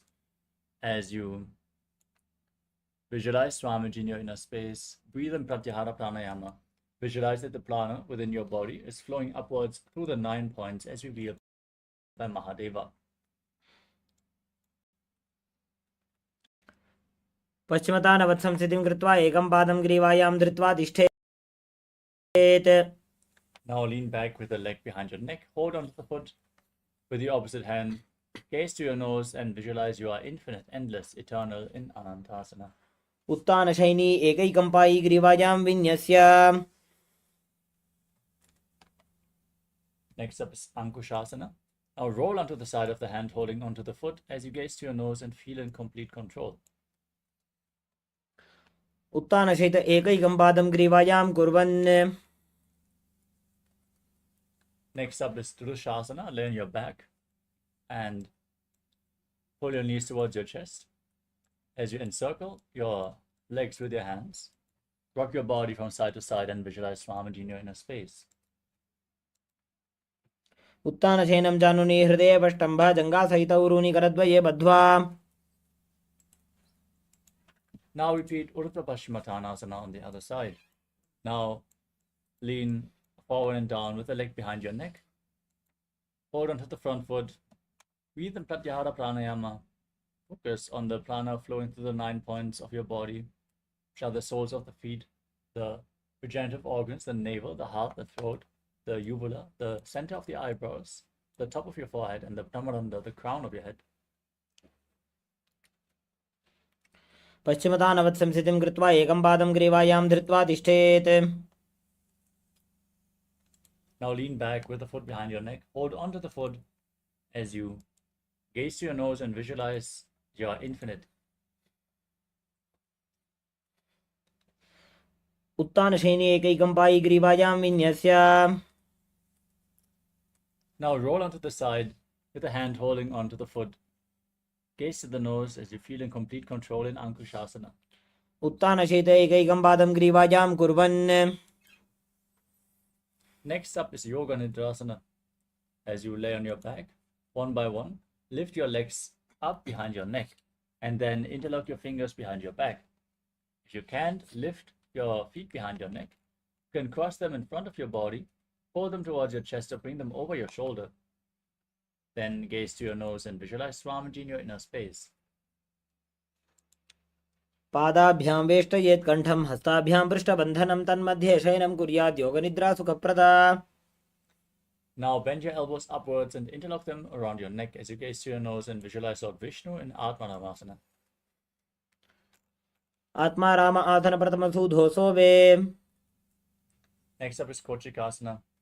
Now lay on your back, extend your arms out at the side at shoulder level. Keep the knees at the chest with the soles of the feet pointing up towards the sky. दोवो हाथ छीदा सा करे तेन सो ube Sapa करे. Next up is Jatara Parivritti 1, 2, and 3. Lay on your back, extend your arms out to the side and pull your knees against your chest. From that position, drop one knee to the side and extend the opposite leg down. Now bend both knees to the side. Extend both legs to the side, hold onto the feet and gaze away from the feet. Visualize Swamiji, perform the Mula Bandha, breathe in Pratyahara Pranayama as you return to the center position. Then drop the other knee down to the side, extend the opposite leg. Bend both your knees to the side. Extend them to the side and hold onto the feet as you gaze in the opposite direction. परिवृत्ते कुक्षे भागे त्रिदाहि परिकीर्तितः बद्धकोणं सुप्तकोणं ऊर्ध्वकोणम् अथापि च. Next up is the Dvipadapitam. As you lay on your back, with your feet flat, knees raised, hold onto your ankles and raise your hips up. As you gaze through your nose, lock your throat in Jalandhara and breathe in Mocha Kumbhaka as you visualize yourself as sturdy as a bridge.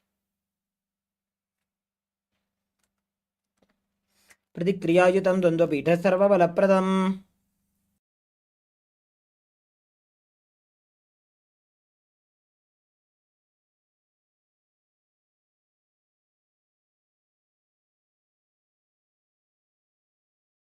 Next up is Paryankasana.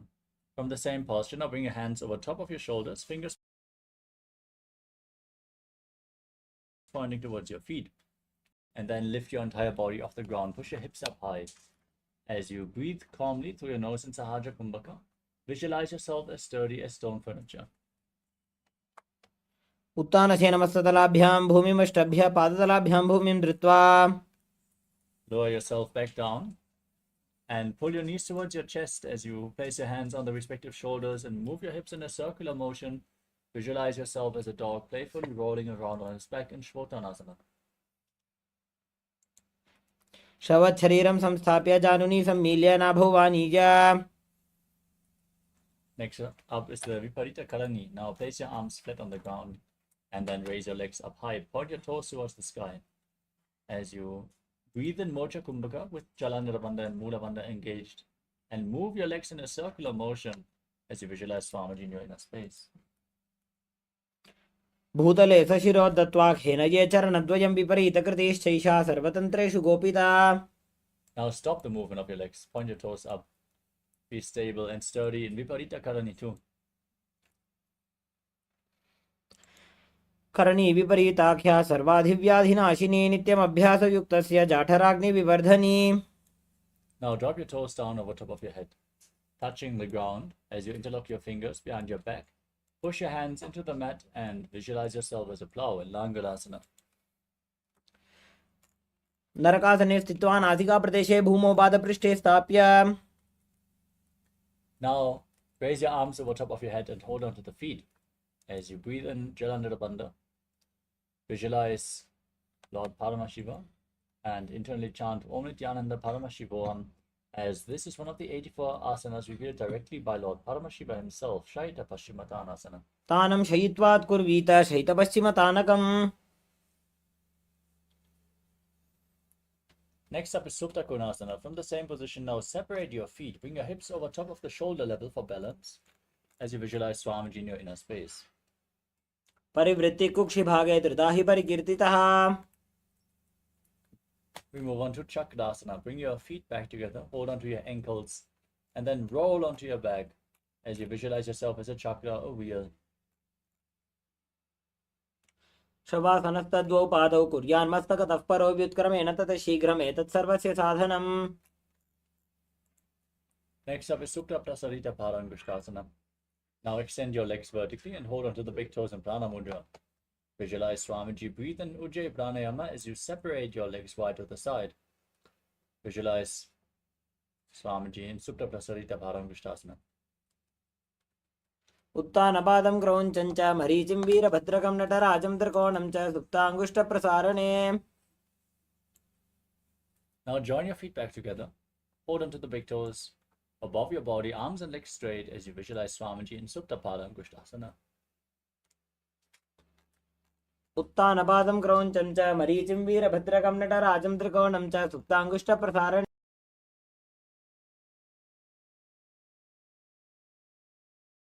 Next up is Matsyasana. From the same position, cross your legs into Padmasana and then lay on your back with your knees on the ground. Bring your arms over your head. Hold on to opposite elbows as you gaze to your nose and visualize Matsya, the fish avatar of Lord Vishnu.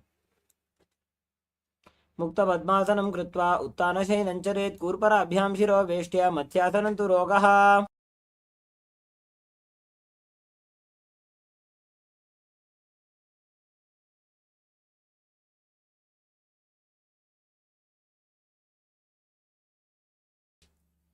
Next up is Parasharamasana. Now place the right hand over top of the left with the palms facing up over your head as you keep your legs in Padmasana. Gaze to your nose and visualize Sotarama in Parasharamasana. प्रथमकरे पद्मासन आचे सुदोषो वे भूपरिपाचे. Now raise your knees up. Bring your hands to the lower back for support. Raise your hips up above your body. Balance on your elbows as you gaze to your nose and visualize Swamiji in Sarvangasana. अथ वक्षेत्र संक्षेपात् सर्वांगासनम् उत्तमम्. Next up is Vrishchikasana. Lay on your back, place one foot onto the opposite thigh, and lift the opposite knee towards your chest. Extend your arms above your head, hook the fingers forward, lift your chin to the chest as you gaze to your third eye and visualize yourself as a scorpion. प्रथमशेन सुधोषि शिकेशिकी सन्धि सुदाखे. Place the other foot on the opposite thigh. Repeat Vrishchikasana. प्रथमशेन सुधोषि शिकेशिकी सन्धि सुदाखे. Next up is Vrishapadaksipasana. Interlock your fingers around your neck and lay flat as you lift both your legs up and alternate pulling one knee in towards your chest. Breathe through your nose as you visualize Swamiji. उत्तानशयनं कृत्वा अङ्गुलिभिक्कन्द्रां बद्ध्वा. Now place your hands next to your hips and lift your knees towards your ears again and again as you visualize Swamiji in Marutanasana. स्वोत्तानवत् संस्थितिः कृत्वा जानुद्वयं पर्यायेन कर्णयोः संस्पृशेत्. Next up is Vrikasana. Lay on your back and then place your feet flat. Stand up and lay back down again and again, visualizing yourself as a wolf. उत्तानशयनं कृत्वा पादतलाभ्यां भूमिं धृत्वा. Next up is Lutasana. As you lay on your back, kick your legs over your body and roll over completely again and again as you visualize Swamiji in your inner space. Finally, end in a prone position on your stomach. उत्तानशयनं पादौ शिर उल्लङ्घ्य. Next up is Sadatasana. As you lay on your stomach with your hands by the shoulders. Contract your lips and make a whistling sound like a flute on the inhalation. Visualize yourself as a chariot carrying warriors into a battle for Dharma on your chariot back. नित्यशयनं कृत्वा नाभिं भूमौ निधाय. Now push your body into a plank position and jump your feet forward and backward as you visualize yourself transcend body and mind in Deha Ulanganasana. नित्यं शयनं कृत्वा नाभिं भूमौ निधाय. From a standing position,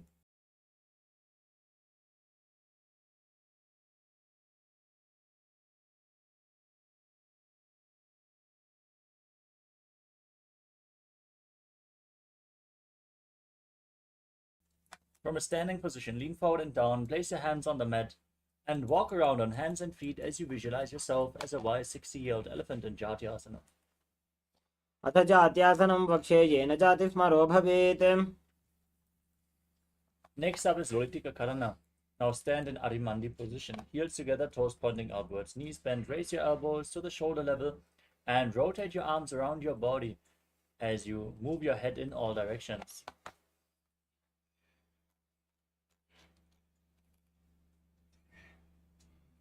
Next up is Sarvasana. Now tie your feet with a rope if you have a rope available. And then stand erect on the mat like a rod. Keep your hands at the side of your hips. Elbows close to your waist. Visualize your Kundalini Devi raising and curling upwards around your body. अथ सर्पासनं वक्षे वायुपाणाय केवलम्. Next up is Ushtrasadhanasana. Now lean forward and down and step your toes onto your fingers as you clench your hands into fists. Walk around on the mat, visualizing yourself as a camel. मुष्टिकनिष्ठिका प्रदेशेन भूमौ निधाय उपरि पादतले संस्थाप्य. Next up is Ashvasana. From the same position, hold your toes from the outside. Walk around, visualizing yourself as a horse. मुष्टिकनिष्ठिका प्रदेशेन भूमौ निधाय उपरि पादतले संस्थाप्य. Next up is Kapodanitakasana. Stand with your heels touching, interlock your fingers in Padusha Mudra behind your back as you pull your hands down towards your calves. Open your chest. Tilt your head back. Visualize yourself as a soaring bird diving.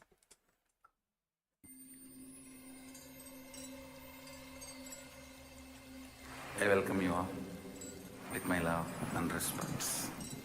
Let you all open all your three eyes. Om Nithyananda Paramashivoham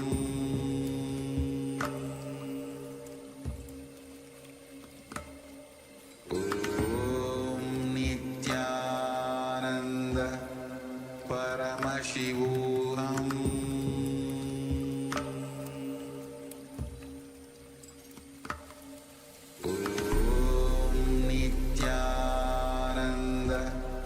Paramashivoham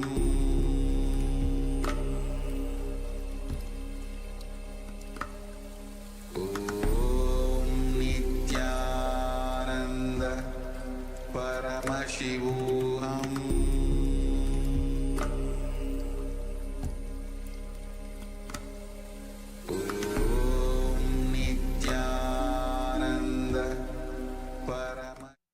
Nityanandam. Sorry for the technical glitch. Let us now continue with Kapodanitakasana. Stand with your heels touching and interlock your fingers behind your back. Pull them down towards your calves. Open your chest, tilt your head back as you visualize yourself as a soaring bird diving in rapid speed. Breathe calmly through your nose. पादतले भूमौ निधाय पृष्ठभागेन हस्तौ जङ्घापर्यन्तं नीत्वा कपोतनिटकं भवति. Next up is Tala Pushpa Putam Karana. From Arimandi position, join your hands in Namaskara Mudra and bow down to one side. Open your hands and raise the respective heel as you visualize yourself holding a bouquet of flowers and offering it to Paramashiva.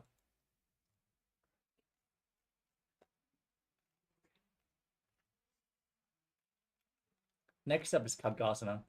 Now stand, visualize yourself as a rhinoceros and gaze to your nose as you lay down on your stomach. Then jump your feet towards your hand and stand. Join your hands in Namaskara Mudra, resembling the horn of the rhinoceros. आसनं कृत्वा पादतलाभ्यां भूमिं धृत्वा.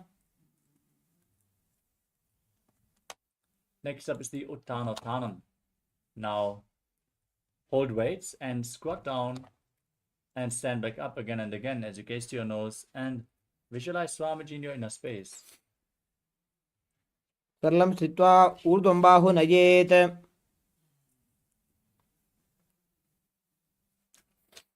Next up is the Musalasana. Now raise your arms above your head and jump continuously as you visualize yourself as a mace. सरलं स्थित्वा ऊर्ध्वं बाहु नयेत् वारं वारम् उड्डानं कृत्वा. We move on to Utsheshakasana. As you hold on to one foot with both hands, pull it towards your chest, sit down and stand back up, alternating on both sides again and again as you gaze to your nose and visualize Swamiji in your inner space. एकैकं पादतलं कुक्षौ निधाय तिष्ठेत् उत्शीर्षकं भवति.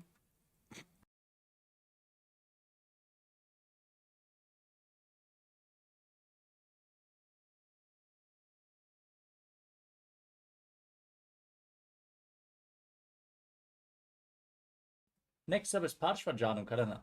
Now stand with the toes of one foot pointing out to the side and lift the other knee up towards your chest and circle it with your arm and hold the hand in a fist as you place the other hand on the respective inner thigh with the fingers pointing inwards.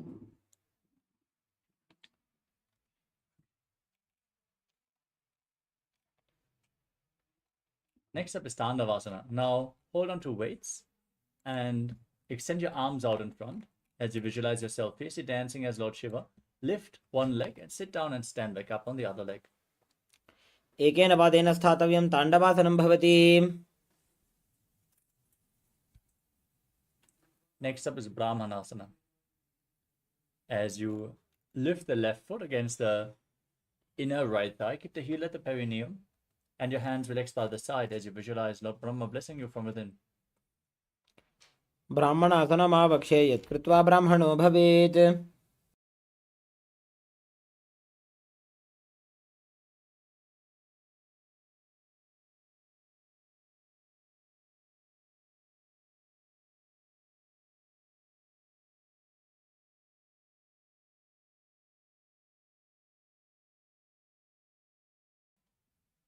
Next up is Garudasana 3. As you bring the left leg over and around the right knee, tuck the toes behind and keep the left arm below the right, join your hands in Namaskara Mudra and visualize yourself as Lord Garuda in Garudasana 3. उत्तानकूर्मपीठश्च संयमस्गारुडमेव च.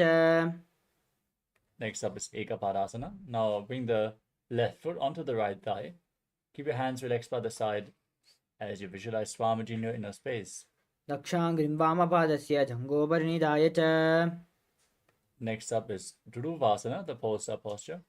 Now hold on to the left big toe as you stand tall on the mat.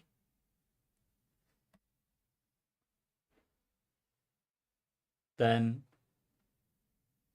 extend the leg out to the side and rotate quickly on the standing leg as you visualize yourself as the North Pole star. एकेन हस्तेन दण्डरूपस्य एकस्य पादस्य अग्रं धृत्वा. Next up is Trivikramasana. As you lift one leg behind your neck, stand tall, sit down and stand back up. Perform the 3 steps of Lord Vishnu as you visualize Lord Vishnu blessing you from within. ग्रीवायं पादं संस्थाप्य स्थातव्यम् उत्थातव्यं त्रिविक्रमासनं भवति.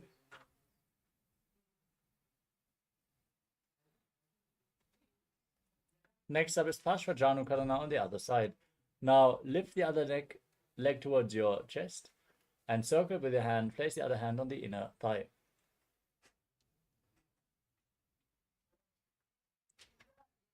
Now repeat Tandavasana on the other side. Extend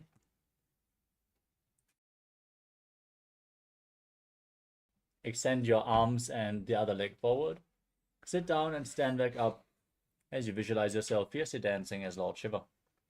एकेन पादेन स्थातव्यं ताण्डवासनं भवति.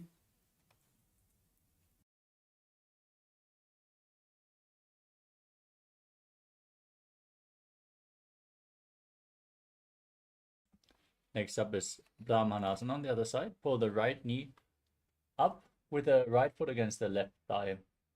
Your hands relaxed by the side as you visualize Lord Brahma blessing you from within. ब्राह्मणासनमावक्षे यत् कृत्वा ब्राह्मणो भवेत्. Now repeat Garudasana 3 on the other side. Bring the right foot over and around the left knee. Tuck the toes behind and bring the right arm below the left. Join your hands in Namaskara Mudra, visualizing yourself as Lord Garuda. उत्तानकूर्मपीठं च संहस्गारुडमेव च वाताजनं गोमुखं च भारद्वाजं त्रिविक्रमम्. Place the right foot onto the left thigh. Keep your hands by the side. Visualize Swamiji in Ekapadasana on the other side. दक्षाङ्घ्रिं वामपादस्य जङ्घोपरिनिधाय च.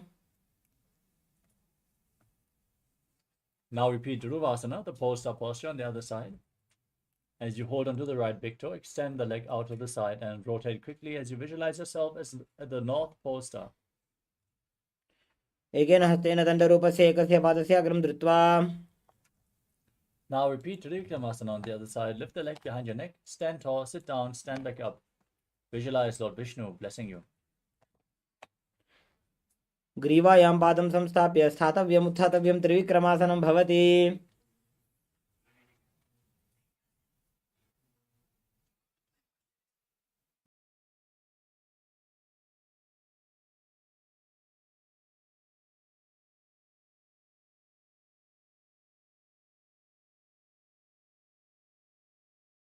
Next up is Samanaka Karana. Now stand with your heels touching, toes pointing outwards, and your hands slightly extended away from your hips.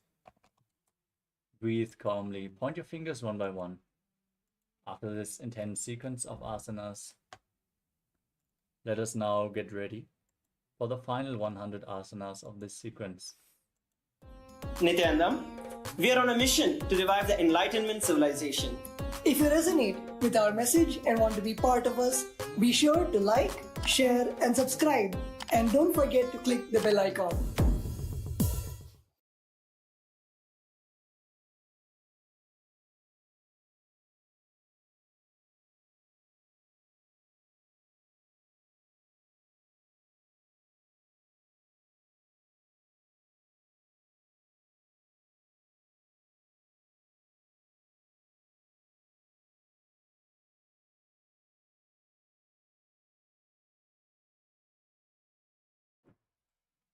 Next up is Gorak Anjali Asana.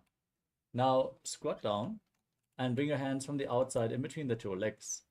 Interlock your fingers in front of your navel as you visualize the great sage Goraknath, founder of the Natha Yoga Hindu Sampradaya. Breathe in Jiva Chala Kumbhaka, which is inhaling deeply, and then holding the breath, moving the prana freely along with your will. प्रथम हि बोहो ये बाहुरी नीच पुनिहोवे. Next up is Kanchi Asana. As you squat down, interlock your fingers behind your back and visualize Swamiji in your inner space. ऊर्ध्वमध्यात्स्थौ निवेश्य नितम्बं धृत्वा. Next up is Bhairo Asana.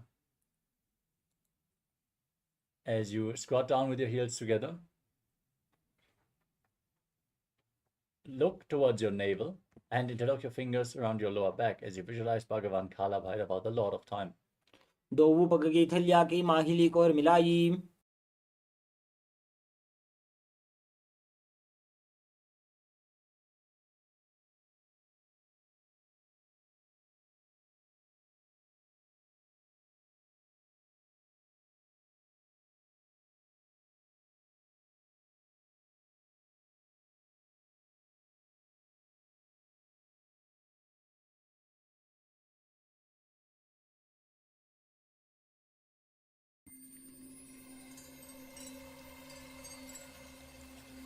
I welcome you all with my love and respect.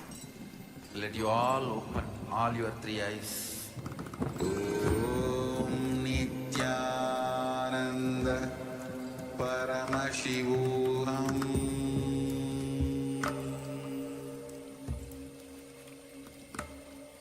Om Nithyananda Paramashivoham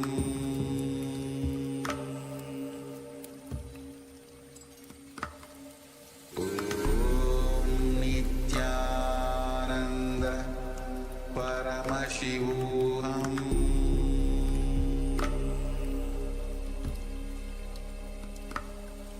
Om Nithyananda Paramashivoham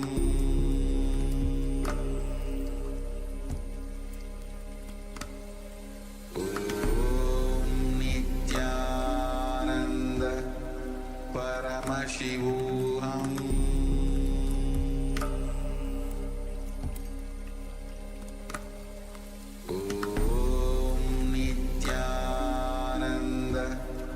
Paramashivoham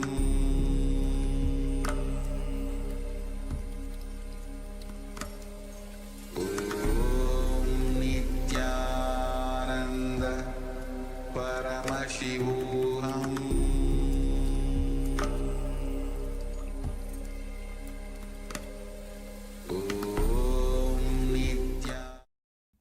Nityanandam. Sorry for the technical glitch. Let us now move on to the next asana, which is Varahasana. From a squatting position, heels together, toes separated, join your hands in Anjali Mudra, place them behind your neck with the fingers pointing down towards the ground. Gaze to your nose as you visualize yourself as Varaha, the boar avatar of Lord Vishnu. पागतली की माहिली core मिलाई फना पानी उकड़ मोड़ वैसे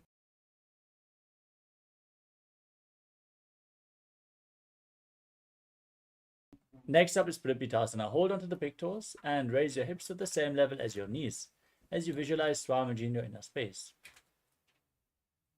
पार्श्वद्वय सम्मील्य स्थित्वा नितम्बं ज्ञानप्रदेश आनीय. Next up is Bakasana. Now place your hands on the ground and place your knees onto your arms towards your armpits. Lift your feet up as you visualize yourself as a crow. पार्श्वद्वय सम्मील्य स्थित्वा नितम्बं ज्ञानप्रदेश आनीय. Next up is Sushtanga Kapalayasana. Keep your hands on the mat, place your head on the ground and lift your legs up. Cross them into Padmasana as you gaze to your nose and visualize Swamiji in your inner space. आसन को गुण कपाल आछो होई. Next up is Guptasana. From a kneeling position with your heels outside the hips, keep your hands on the knees, gaze to your nose, and visualize you're sitting in the secret seat with Paramashiva and Guru. जानूर्भोरन्तरे पादौ कृत्वा पादौ च गोपयेत्. Nityanandam, we are on a mission to revive the Enlightenment civilization. If you resonate with our message and want to be part of us, be sure to like, share, and subscribe. And don't forget to click the bell icon.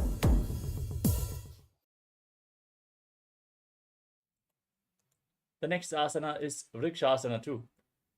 Now place your hands on the ground and lift your body up into a handstand. You can lean against the wall or ask a partner to assist you in the performance of this asana as you visualize yourself as a tree with deep roots growing into the ground. सप्तचक्रक्षालनाय vrikshasana विशेषकान्. Next up is Shiva Asana. From the handstand position, gaze to your third eye and visualize that Tejas energy is flowing to your third eye, rejuvenating your body. दो पग जोड़ी माही Gulf मिलाए. Next up is Matsyasana 2. Place your hands on the ground and step your feet back into a plank position. Lower your body down to the mat and push it back up again and again as you visualize yourself as a fish. निब्जं शयनं कुर्परो पार्श्वभागाय मूर्धकृत्य. As you lay on your stomach, place your hands on the hips and lift your head and chest from left to right as you visualize and move your body like a snake in Sarapasana 2. निब्जं शयनं कृत्वा हस्तौ नितम्बं संस्थाप्य.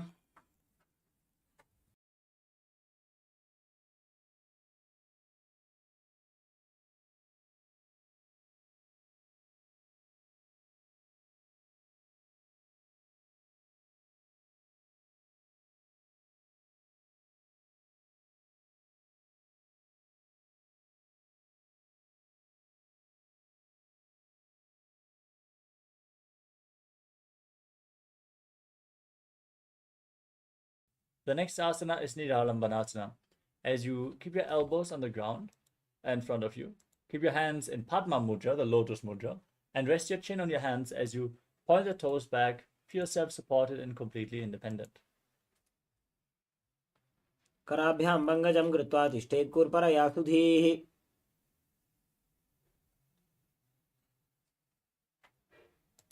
Next up is Chaturasana. Now bend your knees and place your hands on the ground. Straighten your arms to bring your upper back to the raised feet. Visualize yourself as an umbrella protecting your guru from the sun rays. अर्ध्यासनं स्थित्वा हस्ततलाभ्यां भूमिमुष्टभ्य. Next up is Vajrasana. Sit down on your heels. Keep the feet flat and lean forward. Place your hands on the mat and your forehead as well as you gaze to your nose and visualize yourself as Vajra, the weapon of Indra. इदानीं गर्भिणीनां योगाभ्यासो यथा लघु सुखप्रसवलाभाय प्रोच्यते प्राक्तने पथि. Now raise your hips up. Place your hands on the ground. Enter Gajasana and alternate striking the ground with your hands as you visualize yourself as powerful as a ram in Meshasana. गजासन संस्थितो एकैकं बाहुं भूमौ ताडयेत्.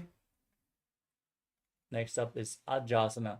With your hands on the ground, lift your body up and lower your head down towards the ground as you visualize yourself as unborn, existing for all eternity. गजासने संस्थितो पादद्वयमन्तराळे कृत्य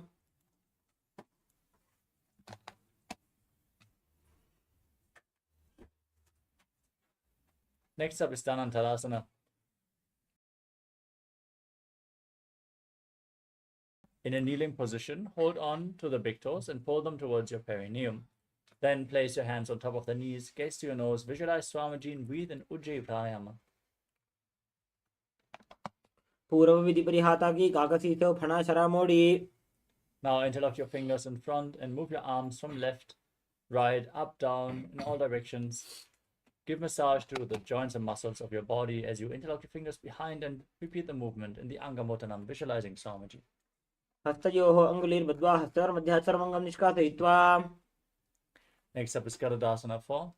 Now, from a kneeling position, turn your feet outwards so the toes are pointing to the side. Keep your thighs and calves on the ground, hands on the knees, and visualize yourself as Lord Garuda flying Lord Vishnu and Lakshmi on his back. जङ्घोरुभ्यां धरां पीड्य स्थिरकायो द्विजानुना.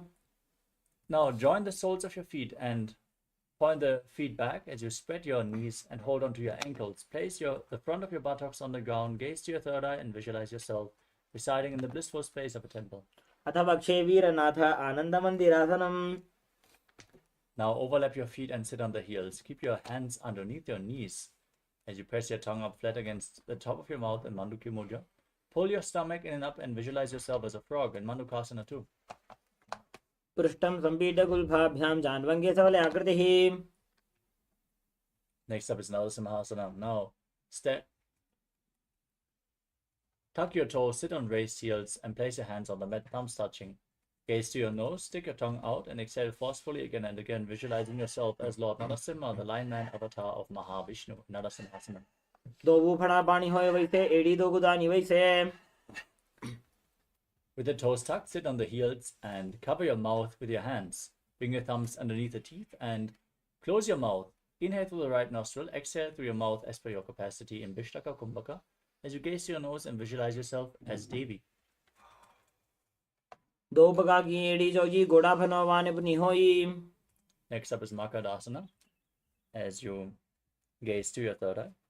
Bring the soles of your feet together, toes pointing back, sit on the heels, and imitate as if you are a monkey sketching itself as you visualize yourself as a playful monkey. दो बगदली संपुट आने तिनकी पृष्ठभूमि पर इठाने. Now rise your knees up, bring the soles of the feet together, separate the knees and hold on to opposite elbows behind your back as you gaze to your nose and embody diamond-like strength for your Sangha in Vajrasangarasana. प्रथम पणा पानी होए वैसे दो एड़ी गुदानी वैसे. Now place your knees on the ground, overlap your feet to sit on the heels, and place your hands on the ground next to you. Pull your stomach in and up, gaze to your nose, and visualize perfect health in Kanjanasana. खञ्जनासनमावक्षे यत्कृत्वा सुस्थिरो भवेत्. Now place your hands on the knees and make your upper back and neck stiff like the shell of a turtle. Visualize yourself as a turtle as you gaze to your nose in Kurmasana. गुल्फौ च वृषणस्याधो व्युत्क्रमेण समाहितोर्जुकाय शिरो ग्रीवं कूर्मासनमितीरितम्. Now keep your hands on the knees, relax your back as you gaze to the nose and visualize Swamiji in Yogasana. गुदं नियम्य गुल्फाभ्यां व्युत्क्रमेण समाहितः. Now rise up onto your knees and cross your feet behind. Hold on to the calves with the fingers inside and the thumbs outside as you gaze to your nose and visualize a space of oneness with your Guru in Vijogasana. घोड़ा वामो बोहोई घोड़ा आड़ा राखे दोई. Now place the feet flat, hold onto your heels as you lean back, push your hips forward, and visualize yourself as a camel in Ushtasana 2. मेरुदण्ड ग्रंथि दाढ्य संपिपादयिषु पुमान्. Lean back further, place your elbows and the back of your head on the ground as you gaze to the nose and visualize yourself as a lotus blooming in Jatyasana 2. दो एड़ी संपुट करे 16 मूलद्वारी धरे. Lean back even further, place your back on the ground, rise up and lay back down again and again. Use the support of your hands if needed as you gaze to your nose and visualize the healing of your causal body in Vidatasana. जंगा पृष्ठभूमो निधाय जंगोदरयोः ऊरुनि संस्थाप्य. Next up is Kapotasana as you lean back. Bring your hands over top of your shoulders and hold onto your feet.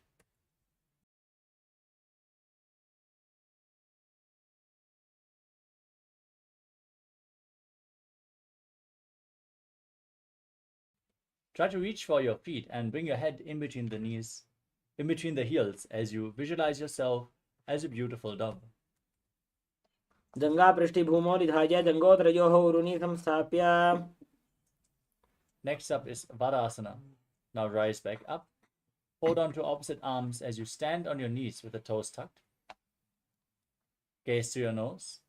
This is the boon fulfilling posture. Receive your boon from Paramashiva in Varasana. जानुनि भूमौ संस्थाप्य हस्ताभ्यां बाहु परस्परं धृत्वा. Next up is Varahasana 2. Now sit on raised heels. As you place your forearms on the ground, rest your head on your hands and visualize yourself as Varaha, the boar avatar of Lord Vishnu.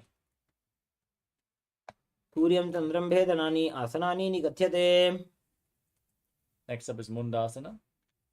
Now interlock your fingers, keep your head on the ground, supported with your hands. As you raise your hips, walk your feet forward, lift your legs up into another inverted posture. As you gaze to the nose and visualize yourself as a lopped tree, breathe in Sahadra Kumbhaka. अधो मुण्डासनं वक्षे सर्वेषां प्राणिनां सुखम्. Lower your legs down, come to a kneeling position with your feet flat, sit on the heels, lean forward, place your head in between the knees, supported with your hands, elbows outside the knees. Inhale through the nose, exhale through the mouth. As you gaze to your nose and visualize Swamiji in Andhasana. प्रथमभक्तली समठहरावे कोरमाहिली उभे मिलावे. Now lay on your stomach, hold weights, lift your hands, your chest and your legs off the ground as you visualize yourself as a locust in Viparita Shalavasana. सलभासन भेदाच नटभेरुण्ड नामके. Now place your forehead on the ground and lift your legs up as you keep your hands at the sides. Don't lift your chest up and visualize yourself as a skull in Kapalasana, the skull posture. कपालं भूमौ निधाय ऊर्ध्वं पादौ नयेत्. Next up is Akasha Kapotasana. Lift your legs up over top of your body and place your feet on the ground in front of you. Visualize yourself as a free and open dove. उष्ट्रासने स्थित्वा चरणौ भूमेरुत्थाप्य. Now from a kneeling position, place your forearms on the ground in front of you. And visualize yourself as a sparrow in Chatakasana. कूर्वरपर्यन्तौ हस्तौ धरामौष्टभ्य. Next up is Vrishikasana 2. Now place your forearms on the ground and lift your legs up over top of your body. Bend your knees and try to touch the back of your head with your feet as you visualize yourself as a scorpion. विच्छिवपुच्छ प्रतिमाङ्कृपा श्रीधत्वा स्वशीर्षचिबुकं विधार्यकौ. Next up is Vrishasana. As you sit on the right heel, keep the left foot outside the hip, toes pointing to the side. Place your hands in front of your body and visualize yourself as a bull as you forcefully inhale through your nose in Antaranga Kumbhaka. Hold your breath for a short while and again exhale through the nose. याम्यगुल्फे पादमूले वामभागे पदेतरम्. Next up is Lolasana. Lift your body up on two hands, cross the left toes over the right. Visualize Swamiji. लोलासनं सदा कुर्यात् वायुलोलापघातनात्. Repeat Vrishasana on the other side. Visualize yourself as a bull. याम्यगुल्फे पादमूले वामभागे पदेतरम्. Now place the right foot on the ground and sit on the tucked left heel. Hands on the knees and visualize Balagunahai in Balagunasana. आसन को गुण जल विकार जाई. Now stand up, squat down, bring your hands inside out the legs and hold on to your ankles from the outside as you visualize yourself as the entire planet in Grahasana. पादतले भूमौ संस्थाप्य जानुमध्ये गुरुपरौ स्थाप्य. Next up is Balagunasana.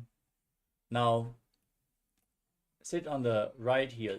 Keep your left knee raised. Visualize Balagunahai. आसन को गुण जल विकार जाई. Now step both feet in, sit on the heels. Hold on to weights, place them on the knees together. Visualize Swamiji in Utkatasana. युजास् विजोस् दीयत ऊर्वजानयत्रासने पादतलद्वयोपरि. Next up is Vajrasangadasana 2. With the soles of the feet together, hold on to opposite elbows behind your back and visualize Swamiji. प्रथम प्रणापाणि होय वैसे AD दो गुदानि वैसे. Now place your hands on the ground, step your heels onto your hands, Arms straight, gaze to your nose. Visualize you're able to live off of air alone in Anilasana. दोवों हाथ भूमि पर ठाने कहूनी जाड़ी नाभि लग आने. Stand up, lean forward and down. Place the back of your hands on the ground. Step your feet onto your hands and walk around as you visualize yourself wearing padukas, walking across India in Padukasana. हस्ततलयोः पादतले कृत्वा तिष्ठेत् गच्छेत् पादुकासनं भवति. Next up is Kukkutodhanasana. Place your hands on the ground, kick your legs up and let them fall back down again and again as you visualize yourself as a rooster. हस्ततले भूमौ कृता पादतले चोर्धमुड्डानं कृत्वा. Next up is Parita Nityasana. With your hands on the ground, kick your legs over top of your body and move around on two hands, dancing as you feel yourself become free of all inhibition. हस्ततलाभ्यां भूमिं वष्टभ्याम्. Next up is Kunjadasana. Now lean forward and down. Place one hand on the ground and the other hand on your respective ear. Visualize Swamiji in your inner space. अथ वक्षे महादेव कुञ्जरासनम् उत्तमम्. Now repeat Kunjadasana on the other side. अथ वक्षे महादेव कुञ्जरासनम् उत्तमम्. Now squat down and hold onto your ankles as you lift your feet and visualize yourself as a Kadamba tree in Kadambasana. पार्श्विभ्यां भूमिं वष्टभ्याम्.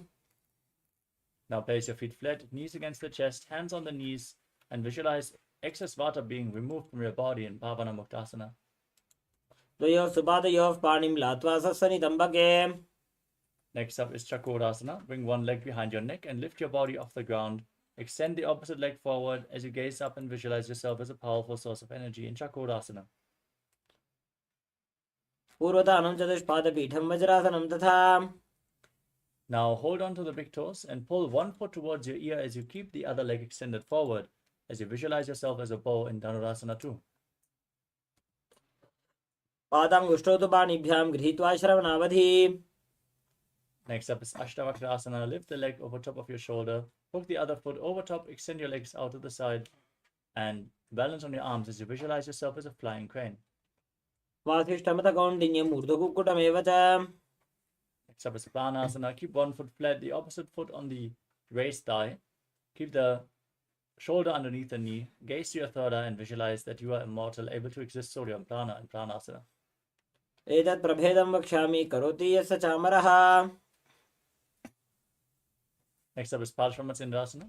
Bring the raised foot to the opposite hip. Step the foot over top of the knee. Interlock your fingers behind your back as you gaze to your third eye and visualize Sejmatsindanath. वामोरुमूलार्पितदक्षपादो जान्वो बहिर्वेष्टितदक्षदोष्णा. Now repeat Chakrasana on the other side. Lift the other leg behind your neck. Lift your body up. Extend the opposite leg forward. Gaze up and visualize yourself as a powerful source of energy. पूर्वतानं चतुष्पादपीठं वज्रासनं तथा. Now pull the other foot towards your ear as you hold onto the big toes in Prana Mudra. Visualize yourself as a bow in Dhanurasana 2 on the other side. पादाङ्गुष्ठौ तु पाणिभ्यां गृहीत्वा श्रवणावधि. Now repeat Ashtavakrasana. Lift the other leg over top of your shoulder and balance as you extend your arms, your legs out to the side. Lean forward and visualize yourself as a flying crane. वासिष्ठमथ कौण्डिन्यम् ऊर्ध्वकुक्कुटमेव च. Now repeat Pranasana. Now place the other foot flat. Place the other foot on top of the opposite thigh. Raise your knee over your shoulder. Gaze to your third eye and visualize you're immortal, able to exist on prana. एतत् प्रभेदं वक्ष्यामि करोति यस्य चामरः. Now repeat Parshvamatsindasana. Bring the raised foot to the opposite hip. Step the foot over top of the knee. Interlock your fingers behind your back as you gaze to your third eye and visualize Sejmatsindanath, the master of Hatha Yoga. वामोरुमूलार्पितदक्षपादो जान्वो बहिर्वेष्टितदक्षदोष्णा. Now extend one leg, keep the other heel against the perineum in Ardha Paschimottanasana. As you lean forward and down, hold onto the front foot as in Paschimottanasana and visualize Swamiji in your inner space. एकं पादं प्रसार्य एकं पादस्य पार्श्वनासीमनि सम्पीड्य. Next up is Crown Shasana. Bring the left foot outside the hip and raise the right foot in front of your face with the knee straight as you visualize yourself as a crane. उत्तानपादं क्रौञ्चं च मरीचिं वीरभद्रकम्. Now repeat Ardha Paschimottanasana. Bring the other heel against the perineum and lean forward and down. एकं पादं प्रसार्य एकं पादस्य पार्श्वनासीमनि सम्पीड्य. Now bring the right foot outside of the hip and lift the left foot in front of your face, visualizing yourself as a crane and crown chasana on the other side. उत्तानपादं क्रौञ्चं च मरीचिं वीरभद्रकम्. Now sit in a cross-legged position with your feet in between the thighs and calves. As you gaze to your nose, embody peace, well-being, good fortune, and prosperity. Visualize a swastika in your inner space. Keep your hands on the knees. जानुर्वोरन्तरे सम्यक् कृत्वा पादतले उभे. Next up is Gorakshasana. From the same posture, cover your heels with your hands, suck your chin to the chest, gaze to the nose, and visualize the great sage Goraknath. जानुर्वोरन्तरे पादौ उत्तानौ व्यक्तसंस्थितौ. Next up is Bhagasana 2. Now, keep the left heel against the perineum and the right foot on top of the left thigh. Inhale all the way, gaze to your third eye, visualize Swamiji in your inner space. Meditate on Arihanta as you close all your senses with your hands in Shanmukhi Mudra. वामपार्श्वौ गुदं संस्थाप्य दक्षाङ्गिरिवामजगणे. Now place your feet on opposite knees, your hands on the ground next to your body, palms facing up in Yogasana 2. As you gaze to the nose, visualize Swamiji and breathe in Kakachantra Kumbhaka with your mouth in the shape of the beak of a crow. Inhale through the mouth and exhale through your nostrils. उत्तानौ चरणौ कृत्वा संस्थाप्य उपरि जानुनोः. Now rotate your hands, place your palms on the ground, lift your body up. With the legs in Padmasana, visualizing yourself as a rooster in Urdhva Kukkutasana. वासिष्ठमतकौण्डिन्यम् ऊर्ध्वकुक्कुटमेव च. Next up is Siddha Haratali Asana. Now bring your legs, keep your legs in Padmasana, hands in between the legs, palms on the ground without lifting your body up. Visualize Swamiji as you gaze to your nose. प्रथम पद्मासन को करें, हस्तदो भूगोड़ासन दिधरे. Now push your body off the ground, gaze to the nose as you visualize yourself as an elegant swan in Hamsasana. Kukkutasana स्थित्वा स्कन्धपर्यन्तं ऊरुनि नीत्वा. Next up is Kardmukasana. Now raise your hips up, push your hands in between the legs and interlock the fingers, placing them on the ground behind you in Parashu Mudra. Rest your forehead on the ground and visualize yourself as Pinaka, Lord Shiva's bow. प्रथम पद्मासन को करे, घोड़ासन दिमाही कर इधरे. Now raise your knees off the ground. As you keep your legs in Padmasana, bring your hands in between the thighs and calves and bend your elbows upwards to hold on to the respective shoulders. As you visualize yourself as a turtle with a stable body and mind to live for centuries in Kurmasana 2. By जंग पर दक्षिण बामा, दाई जंग पर by लियावा. Remain in the same posture, tuck your chin to the chest, gaze to the nose as you rejoice knowing you're sitting in Shiva's secret mouth posture, Granti Bedasana. अथवा क्षेनीलकण्ठ ग्रन्थिभेदासनं शुभम्. Now roll onto your back, keep holding onto the shoulders. Maintain Padmasana. Embody a turtle laying on its back as you gaze to your nose in Uttana Kurmasana. कुक्कुटासनबन्धस्थं कराभ्यान्तृतकन्धरम्. Now sit back up, keep your legs in Padmasana. As you bring your hands in between the legs, place one palm on the ground and hold its wrist. Lift your body up on one arm as you visualize yourself as a rooster in Parangu Kukkutasana. Kukkutasana स्थित्वा एकेन हस्तेन अन्यसमणिबन्धं धृत्वा. Now lift your body up on the other hand. Repeat Parangu Kukkutasana on the other side. Kukkutasana स्थित्वा एकेन हस्तेन अन्यसमणिबन्धं धृत्वा. Maintain Padmasana. Place your elbows on the toes. Interlock your fingers. Press your thumbs against the throat as you place your chin on the hands. Visualizing that you have gone beyond all greed and covetous in Gridasana. जानुर्वोरन्तरे पादौ उत्तानो व्यक्तसंस्थितौ. Next up is Padmasana 3. Maintain Padmasana. Bring one palm over top of the other, palms facing up in your lap. Engage all three bandhas, gaze to your nose and visualize Swamiji in your inner space. उत्तानो चरणौ विधाय विधिवत् शक्तिस्थितौ योगिरात्. Now place your hands on the knees, gaze to the nose and visualize Paramashivoham in your inner space as you chant the Mahavakya in Padmasana form. एतत् पद्मासनं कुर्यात् प्राणवायुप्रसिद्धये. Next up is Karmukasana 2. Now keep the right hand, index and middle finger interlocked around the big toe as you move the big toe round and round. Then repeat the movement on the other side. Visualize yourself as Pinaka, Lord Shiva's bow in Karmukasana 2. अथान्यासनमावक्षे योगपूरकरक्षणात्. Now cross your arms behind your back. Keep your legs in Padmasana. Engage all three bandhas and hold on to the big toes in Prana Mudra. as you gaze to your nose and visualize yourself as Lord Shiva's bow in Karmukasana 3. कार्मुकासनमाक्षित्य उदरे पूरयेत् सुखम्. Now maintain the posture, raise your chest, gaze up, and visualize yourself as the action of Paramashiva's third eye, destroying anything you come across. ऊरुभ्यामुपरि स्थाप्य पादयुग्मं प्रयत्नतः.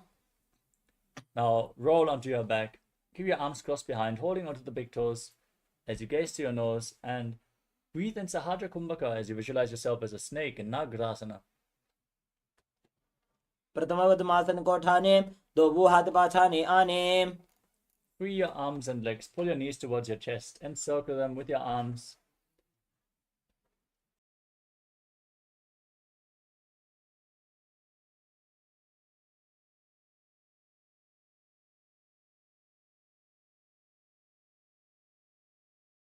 Bring your chin to the knees and squeeze your body into a ball in Kandukasana. वेतरासने स्थित्वा हस्तपादान् निष्कुष्य. Next up is Urdhva Bhavanasana. As you interlock your fingers around your neck, keep your feet flat, gaze to the nose, and visualize Swamiji. Breathe calmly through your nose. प्रथमे सूधो San करावे घोड़ा उभा राशि मिलावे. Now bring your upturned palms underneath your heels and push your hips off the ground. Lock your throat, breathe in Mocha Kumbhaka, and visualize yourself as a powerful alpha ape in Marakata Pitasana. उत्तान सेन पादतले उत्तान हस्तयोः स्थापयेत्. Now bring your hands to the lower back and straighten your legs. Keep your hips raised, rest your body weight on your elbows as you gaze to your nose and visualize Swamiji in Uttana Shikipitakasana. जंघोर बलहीनश्चेत् Utthan शिखिपीठकम्. Now raise your legs up and point your toes towards the sky as you place your arms flat on the ground for support. Visualize yourself blissfully traversing through Naraka Loka unscathed in Narakasana. ग्रीवाकण्ठेन भूमिं विष्टम्भ. Bring your hands to the lower back and straighten your body. Lower your legs down. Engage your core intensely as you visualize yourself as a boat crossing the ocean of samsara in Tiranaukasana. नौकावत् स्थित्वात् ऊर्ध्वं पादाग्रद्वयं नयेत्. Now bring your hands back to the ground. Support your body. Be stable and sturdy like a flagpole as you visualize yourself as the Kailasa flag respected across all nations in Dvajasana. तिर्यन् नौकावते ग्रीवापृष्ठगोर्परैः भूमिं वष्टभ्य. Now lower your body down to the ground for the final asana of the sequence, Mritasana. Keep your hands by the side of your body and completely unclutch from any movements of your body and mind. Pull your perineum up. Forcefully pull the Kundalini Shakti up towards your Brahmananda, the crown of your head, in Shakti Charan Mudra. As you visualize your body is dead and Swamiji, the Supreme Pontiff of Hinduism, is liberating you. Internally chant Om Nityananda Paramashivoham.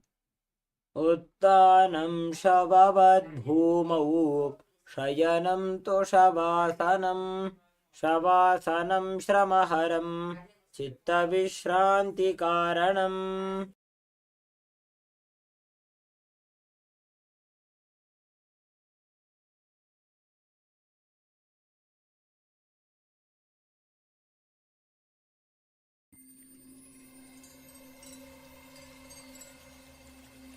I welcome you all with my love and respect. Let you all open all your three eyes. Om Nityananda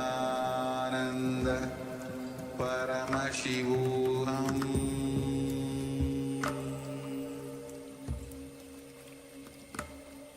Om Nityananda Paramashivoham.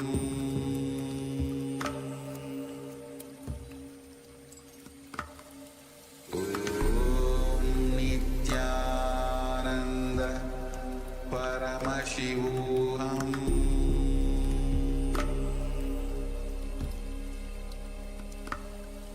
Om Nityananda Paramashivoham.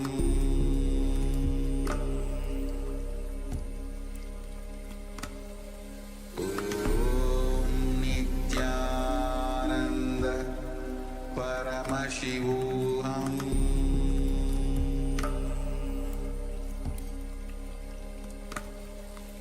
Om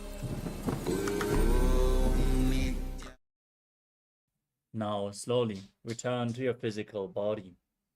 Wiggle your fingers and toes, your wrists and your ankles, your elbows and your knees.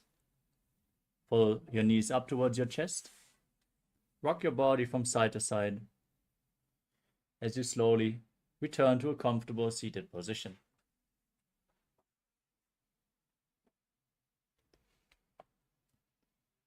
Congratulations, you completed the Vidya Vinyasa Krama 308 asana sequence. With this, we come to the conclusion of the Dvitiya Vinyasa Krama. But again today we have another Tritiya Vinyasa Krama preview, another 15 asanas of the 508 asana sequence as revealed by the Supreme Pontiff of Hinduism. So let's get ready, have a sip of water, and let's enter into another sneak peek of the Tritiya Vinyasa Krama. Nityanandam, we are on a mission to revive the Enlightenment civilization. If you resonate with our message and want to be part of us, be sure to like, share, and subscribe. And don't forget to click the bell icon.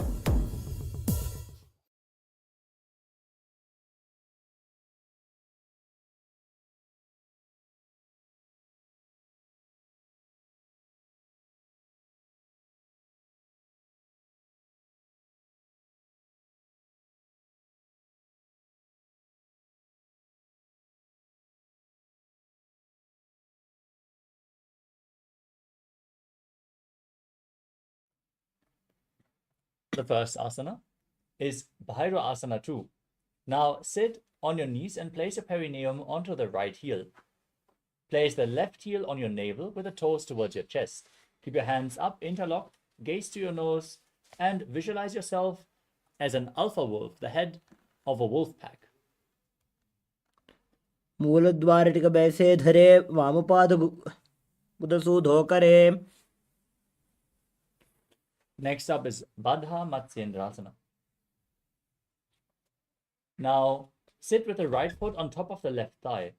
Place the left foot over top of the right leg and twist your elbow around the raised knee and interlock your fingers as you bring the other arm behind your back.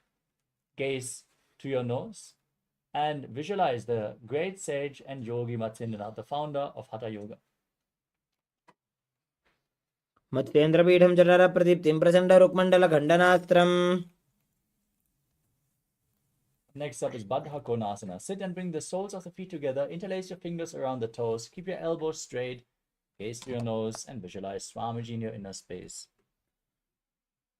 पद्मं ब्रह्मं तथा सिद्धं स्वस्तिकं वज्रमासनम्. Next up is Bhadrasana 4.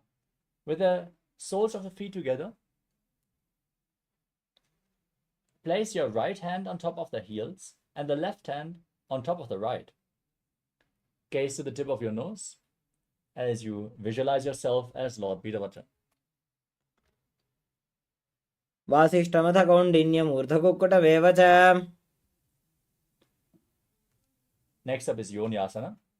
Now hold onto your feet and turn the toes inwards and down as in Bhairavasana. As you move your body over top of the heels and sit down, then place your hands on the knees. Gaze to your nose as you visualize Yoni Mandala, a symbol of the creative energy of the universe. पादौ सम्मील्य पादाग्रे आधारे पार्श्वलिङ्गात् अधः आनीय.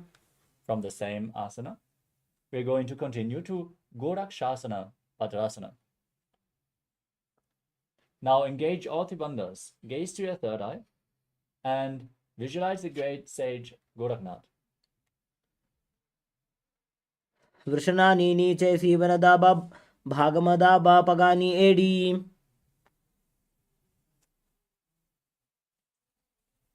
Next up is Kama Dahanasana. As you sit and bring the heels to your perineum, interlace the fingers and hold the feet firmly. Gaze to your third eye as you visualize Swamiji, the Supreme Pontiff of Hinduism, burning up all your patterns with his love. भद्रासनं सुखं स्थाप्य विपरीतत्तु द्वे पदे. Next up is Supta Baddha Konasana. As you sit and bring the feet inwards towards your navel, press your feet against your stomach and hold your hands behind your neck.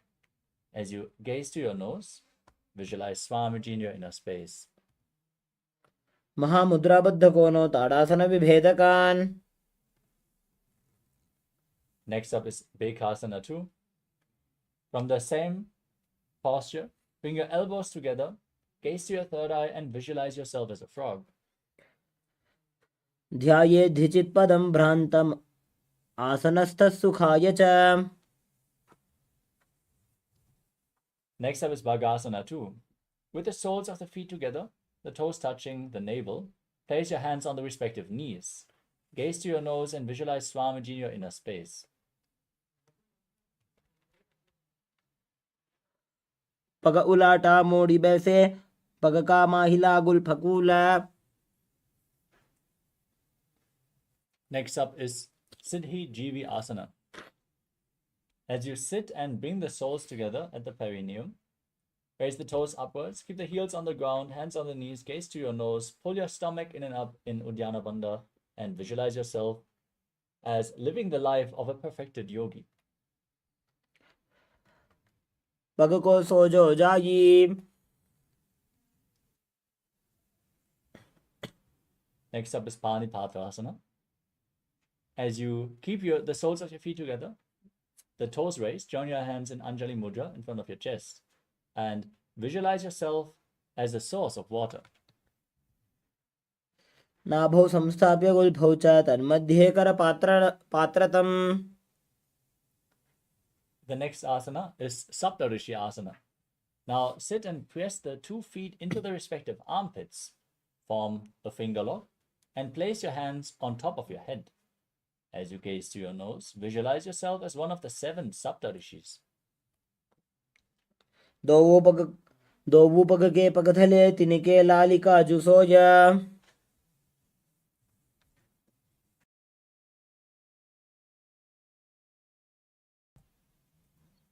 Next up is Suktyasana.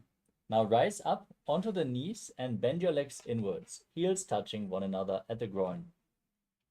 As you hold the feet firmly in place, keep your hands on the ankles, and visualize yourself as a pearl born from the womb of an oyster.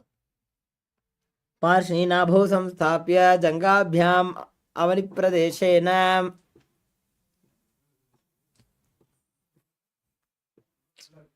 Next up is Sthitarasana.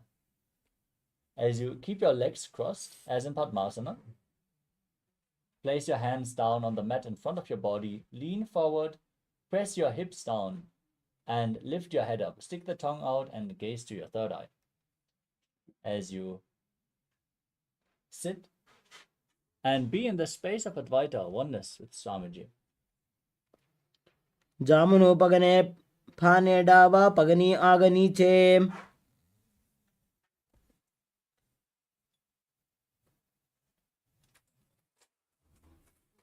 With this, we come to the final asana of this Jitya Vinyasa Krama preview. Thank you all so much for joining us today for the Nityananda Yoga session. With this, you can give yourself a round of applause.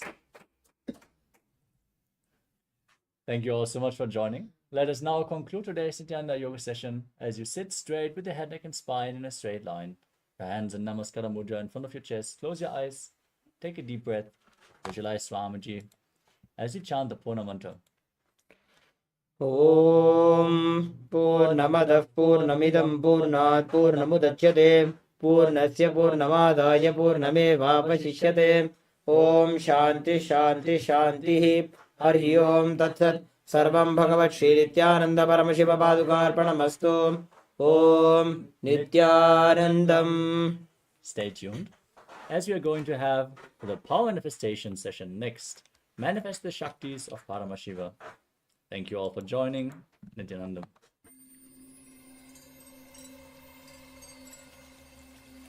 I welcome you all with my love and respect. Let you all open all your 3 eyes. Om Nityananda Paramashivoham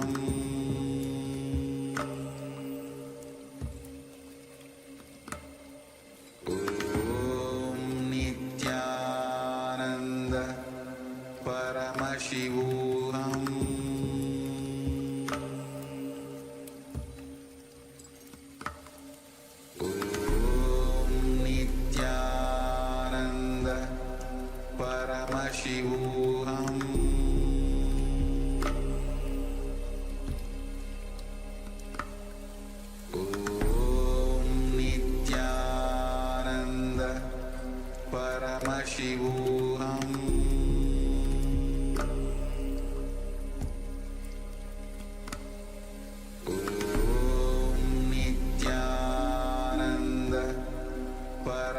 Paramashivoham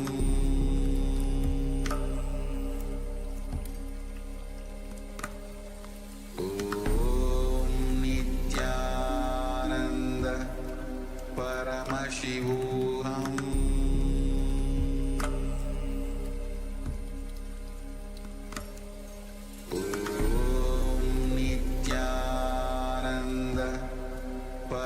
Paramashivoham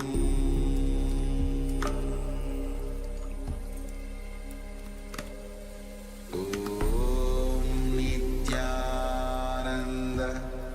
Paramashivoham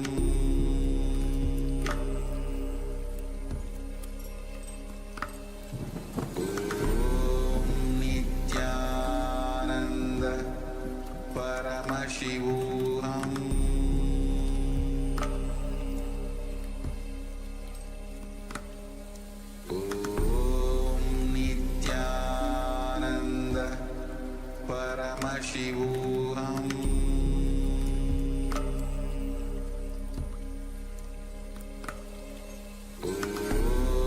Nityananda Paramashivoham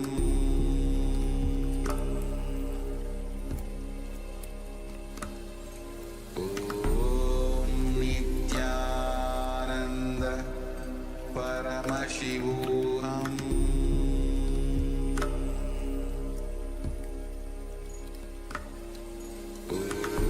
Om Nityananda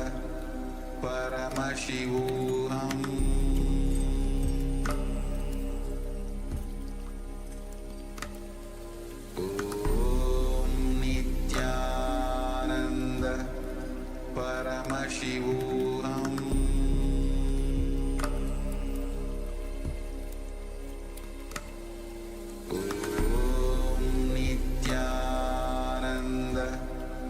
Paramashivoham Om Nityananda Paramashivoham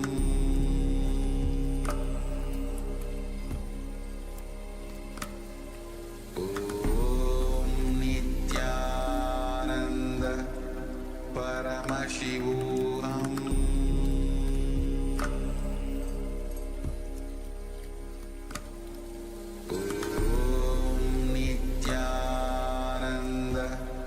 Paramashivoham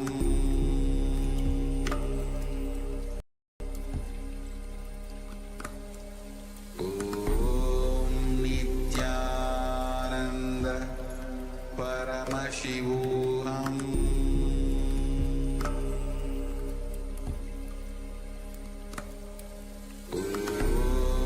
Nityananda Paramashivoham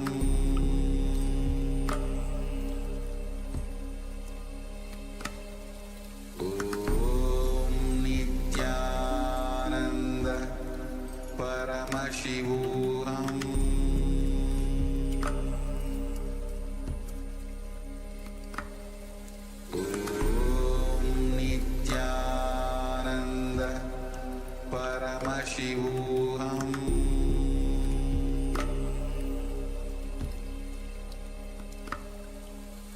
Om Nityananda Paramashivoham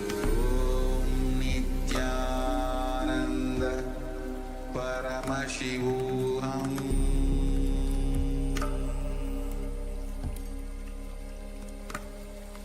Om Nityananda Paramashivoham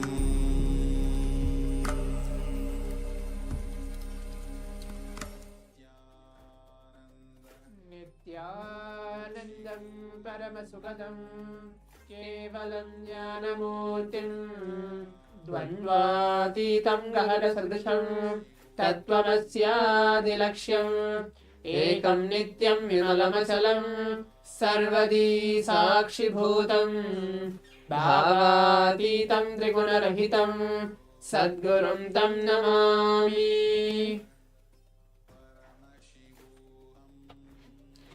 Nithyanandam, we welcome all the Paramashivoham Level 1, Level 2 and the Level 3 participants for today's next exciting power manifestation session. On today's day 14 of the Paramashivoham, we are entering into the second week of the entire Paramashivoham as the 2 weeks has been completed. I think all the participants here have enjoyed the various different Bhava Samadhi Darshans, the yoga sessions, power manifestation sessions, powerful cognition sessions, and more on. As we had the yoga session, we had the Pratama Vinyasa Krama, Dvitiya Vinyasa Krama, and the few asanas. We just practiced the Tritiya Vinyasa Krama, completing the 508 asana sequence. Now let's prepare ourselves going forward with the power manifestation. So be in that very same space as we're going to move on today into manifesting the Shaktis of Paramashiva. We're going to do seeing or manifesting images blindfolded. So it can be any random images. That's going to be today's round of the power manifestation.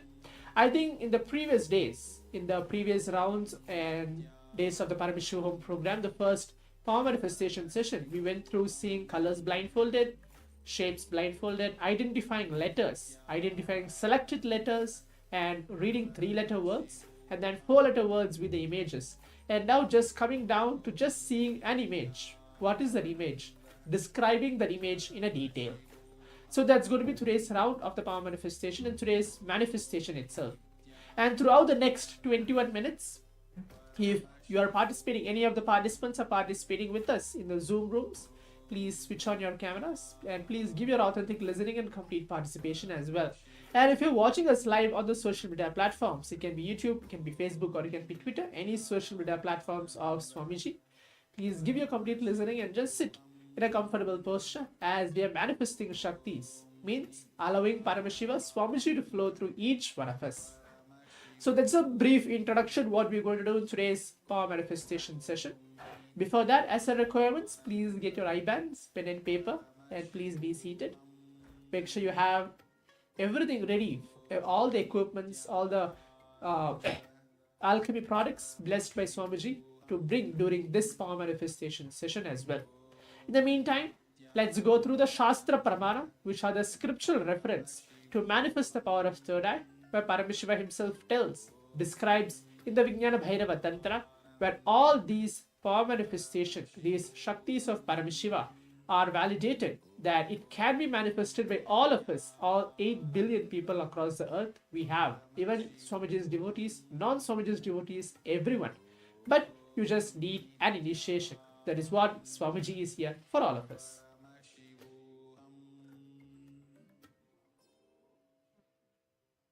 Yes, so now let's move into the Shastra Pramana. So now let's first listen to the Shastra Pramana. The Shastra Pramana is from the Vijnana Bhairava Tantra, Sutra 34, where Paramashiva reveals to Devi Paramashiva Shakti the science of manifesting the power of third eye reading. So now all of you can see the Shastra Pramana.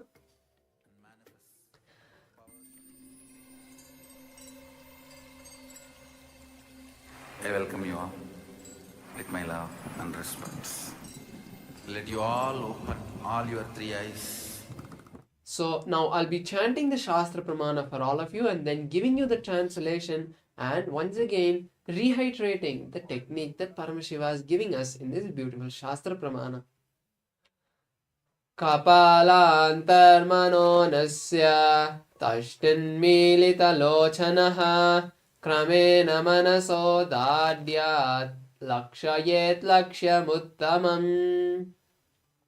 The beautiful translation for this Shastra Pramana goes as, by fixing the mind on the inner space within the crown center, sitting stably without any movement, having the eyes closed in succession, by that stability of the mind and body, through the power of the third eye, one directly sees the ultimate goal, Lakshyam, by having the vision beyond the sight that reveals any object or place attaining the space of the source with oneness with the source with Paramashiva.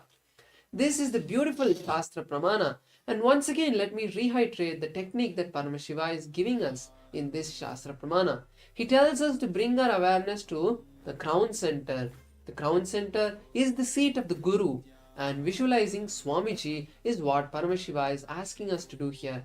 Because it is Swamiji's energy that is going to flow through us, because he is the Paramashiva that we know. So, using this technique, now let's manifest the powers of Paramashiva. Yes. So there is a brief and good explanation of the Shastra Pramana, as Maharaj has recited the verse from the Vijnana Bhairava Tantra to validate this power manifestation, which we are going to manifest now in a few moments, and the translation for it. So now requesting each of the participants who are sitting with us in Zoom rooms and social media platforms as well, please put on your eyebands. Or if you have not gotten your eyebands, quickly go grab your eyebands and be seated now. Let's give a moment for that. For all the participants who have already gotten their eyebands, please put it on. Please blindfold yourself. Make sure that there is no light or any visibility that you're able to see actually is there. And just keep your eyes completely closed. Make yourself comfortable. The best posture, as Swamiji always said, that the Padmasana is the best posture, as you can sit and then you manifest the powers. But for some other participants, if you're not able to sit in Padmasana, that's not a problem. But keep yourself completely comfortable to allow Paramashiva, allow Swamiji to flow through you. Because, and the whole thing, just one powerful cognition is very needed. Swamiji tells that you are not manifesting any of these powers. It can be one power or it can be even multiple powers at the same time. But everything is done by Swamiji. All our self-doubt, our ideas, our cognitions, whether it's going to happen or not. I have been manifesting, I think, for a week, but I don't think so I'm able to cross at a certain level. Everything, all those ideas or doubts which we have for the power manifestation to happen, drop everything at Swamiji's feet. Because at the end, you are not even doing anything at all except just having the simple feeling connection with him. Telling that Swamiji, you are only one to manifest this power to me. I'm just a channel for you to flow through me. And let whatever manifestation has to happen through you, let it happen. If I'm going to manifest only colors, let that happen. If I'm going to manifest only letters, let that happen. If I'm going to manifest only images, let that happen as well. So have the deep surrender towards Swamiji as we are entering into the power manifestation. Let's give a moment for all the participants to please put your blindfold on.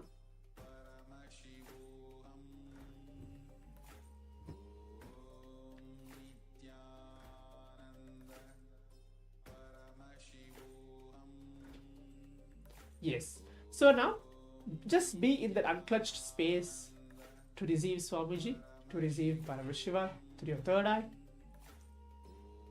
Take a moment. You can inhale and take a moment.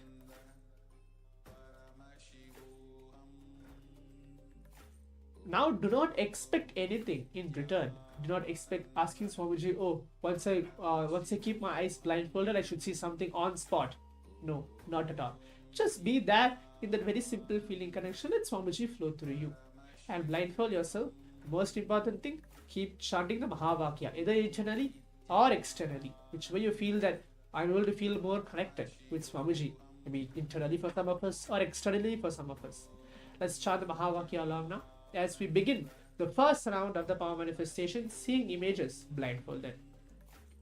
Om Nityananda Paramashivoham.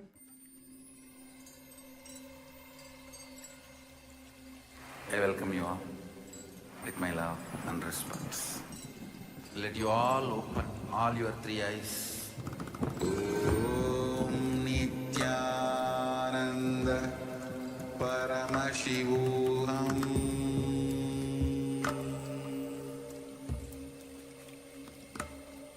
Om Nityananda Paramashivoham.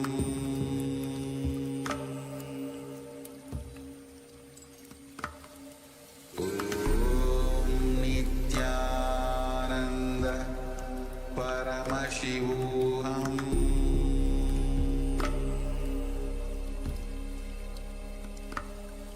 Om Nityananda Paramashivoham.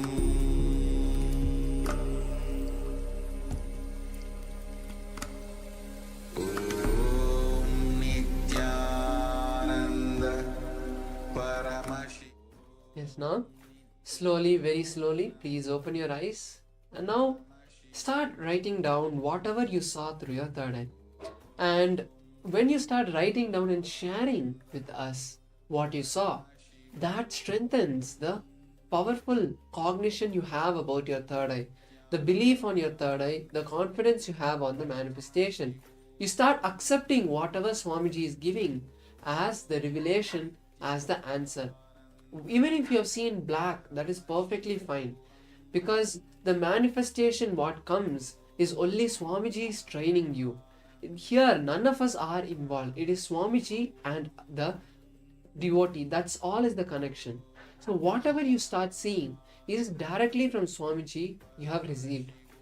That prasada, sharing it outside, accepting that that is the blessing you have received from Swamiji and allowing that to be shared is a powerful way you can strengthen your connection with Swamiji and the belief on the third eye. So now, once again, I request all the participants share what you saw during this round of the manifestation in the Zoom chat or YouTube chat, wherever you're watching from.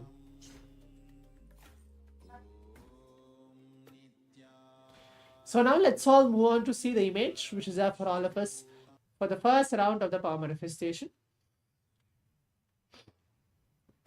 As you can see, as all the participants can see, the first round of the power manifestation, it's a very simple image. I think some of us already guessed, or some of us can see. It's an aeroplane, a shadow of an aeroplane which is there. It's not exactly an aeroplane, but there is blue, green, light blue, and white as well in this picture. So that's pretty much as what I've said in this picture which is there. And if even you can observe, all the participants also can give your observation and see what have you written, or what have you actually manifested, what is Swamiji showed you in the first round of the power manifestation, and then verify and see whether you have manifested anything similar, even colors or just in shadow, or even though you just saw an aeroplane, even that is a manifestation. It does not need to be that you have to see a shadow of an aeroplane, but if you just seen an aeroplane, even that is a manifestation. So let's take a few moments to verify and see.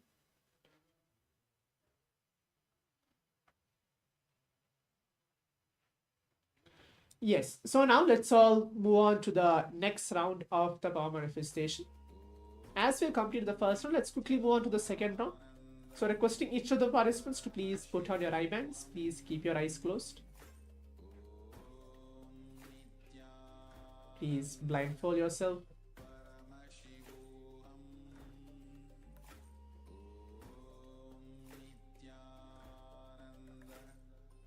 Remember Swamiji onto your third eye. And now start chanting the Mahavakya. Om Nityananda Paramashivoham. I welcome you all with my love and respect. Let you all open all your three eyes. Om Nityananda Paramashivoham.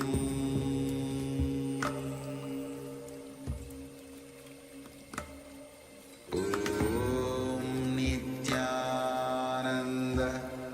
Paramashivoham.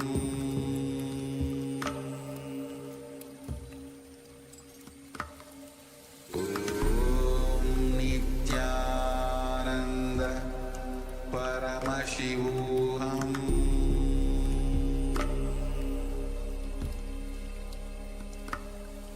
Om Nityananda Paramashivoham.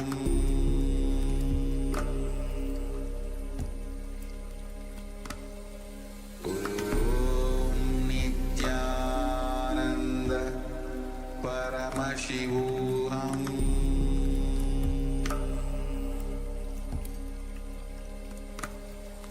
Om Nityananda Paramashivoham.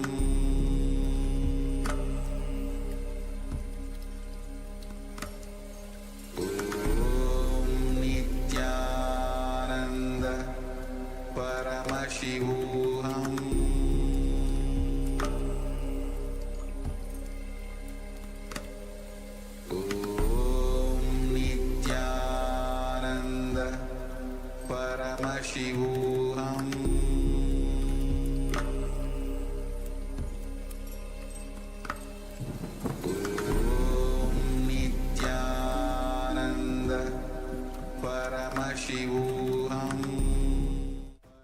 Yes, now slowly, very slowly, please open your eyes and start to share now what you saw in this round of the manifestation. All the colors, pictures, shapes, any description you saw, particular item, you want to describe it more, anything. You can write all of them down in the Zoom or YouTube chat, and we'll be very happy to see. And the most important thing all of you should be having is that whenever you manifest, you have to have that confidence that Swamiji is there with you right now. And he is with us as you are part of the Paramashivoham program. 24/7, Swamiji is guiding, monitoring, watching us. And he is making sure that all of us are entangled in that beautiful space of oneness with him. And if the manifestation happens, it's the glory to Swamiji. If the manifestation is yet to happen, it is Swamiji training you. Always have the powerful space when you're manifesting.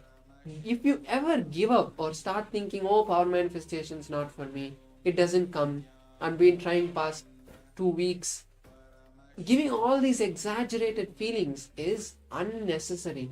Because when we start walking, it takes almost 2 years for us to be able to walk. The same way when we are with Swamiji, he's like our mother, and making sure that we learn in the right way but achieve the ultimate goal of oneness with Paramashiva, not the power itself. So having this powerful cognition, once again, I request all the participants to share what you saw in this round of the manifestation.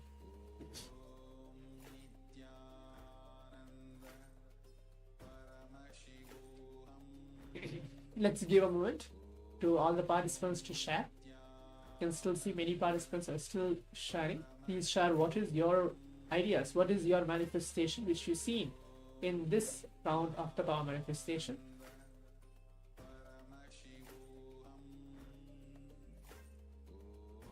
So yes, so now let's all move on to see the image which is going to get projected for all of us for the second round of the power manifestation. Yes, as you can see, it's a beautiful image. There are various different colors. The first aspect of it, there is blue, there is orange, there is red, there is green. Most of the colors are covered as well in this picture, in this round of the power manifestation. And mainly it's lots of mountains which are described and put in this picture for this second round of the power manifestation. And for all the participants, you can take a moment to see and verify what you have written or what you have manifested. What did Swamiji exactly show you in the second round of the power manifestation, and share it with all of us, either on the Zoom chat or on the social media in which you are watching this power manifestation now.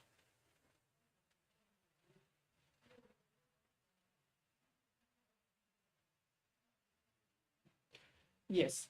So now as we have completed the second round of the power manifestation, with this, as this is the final round that we have completed, the first round and the second round of the power manifestation, in this entire sequence, if any one of the participants are able to get through and manifest the power of third eye, were able to see something, colors or pictures, or even describe maybe 50% of the whole picture in detail, that's wonderful. You can give yourself applause, and then you have manifested this round on today's day 14 of the Paramashivoham. As today again we have a long day to go to receive Swamiji. It is a surprise for all of us how Swamiji is going to come in today's Bhavasana Darshan. Let's take a moment to share your experience onto the social media, and maybe if you're on Facebook, Instagram or Twitter, tag Swamiji's profile and tell what have you experienced in this yoga session and the power manifestation both put together. So let's take a moment to do that. Before we prepare ourselves, we're going to move on to the next session. Thank you. Nithyanandam. Nithyanandam, we are on a mission to revive the Enlightenment civilization. If you resonate with our message and want to be part of us, be sure to like, share, and subscribe. And don't forget to click the bell icon.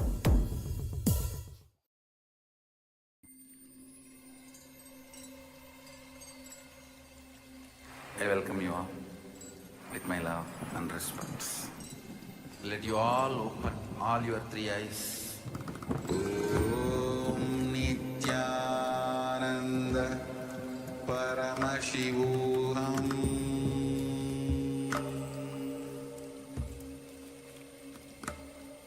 Om Nithyananda Paramashivoham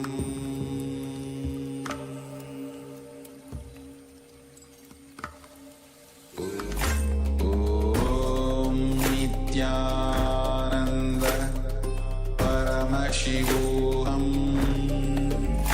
Om Nityananda Paramashivoham Om Nityananda Paramashivoham Om Nityananda Paramashivoham Om Nityananda Paramashivoham Om Nityananda Paramashivoham. Nityanandam. I now welcome all the participants back, all the Paramashivoham Level 2 participants back. After that wonderful power manifestation and yoga session which you just now had. So let us all gather back now and let's be seated in front of our cameras. You can keep your videos open and make sure you're being seen clearly in front of the camera as we enter into the day.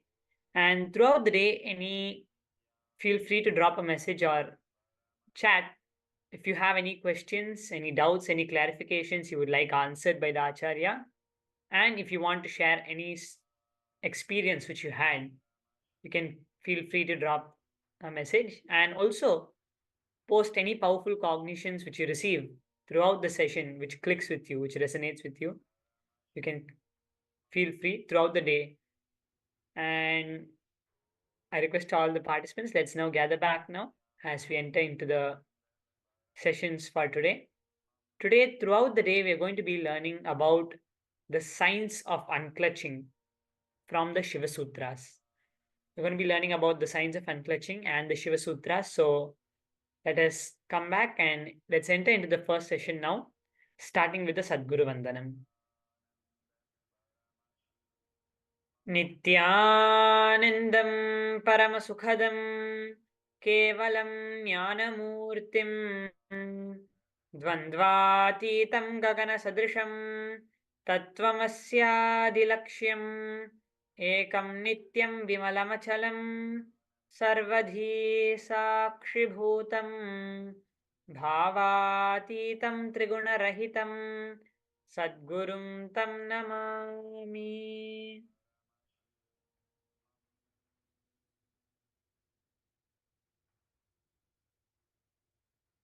Let's offer our gratitude to Swamiji and let us enter into the sessions for today.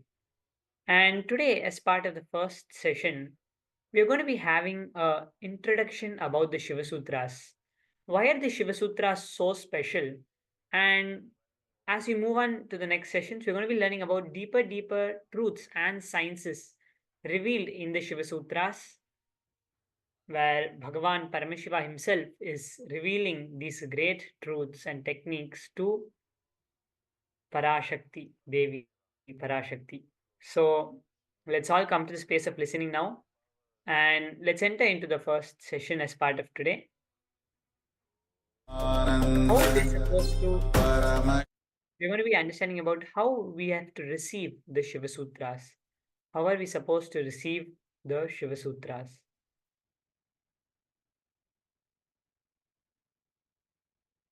Yes. So now to understand more about the Shiva Sutras are the techniques, the sacred secrets revealed directly from Bhagavan Paramashiva himself to Devi Parashakti for her to experience the state, space, powers, being and super consciousness of Paramashiva. So when we understand about the Shiva Sutras, it's when Bhagavan Paramashiva revealed it for Devi, this science has been continued. Bhagavan Paramashiva has continued the science and given it to all of us. For all of us also to be able to experience the state, space, powers, being, super consciousness and Sri KAILASA of Paramashiva.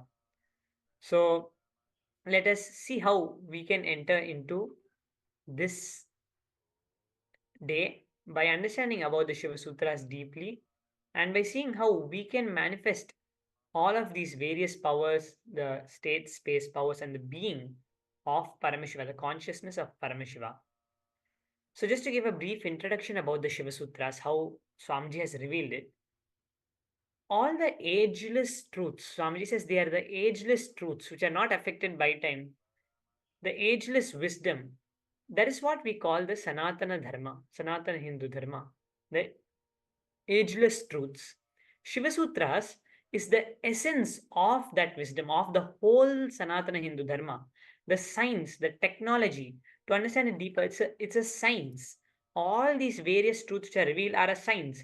It's as real as we think how the matter in front of us is existing, how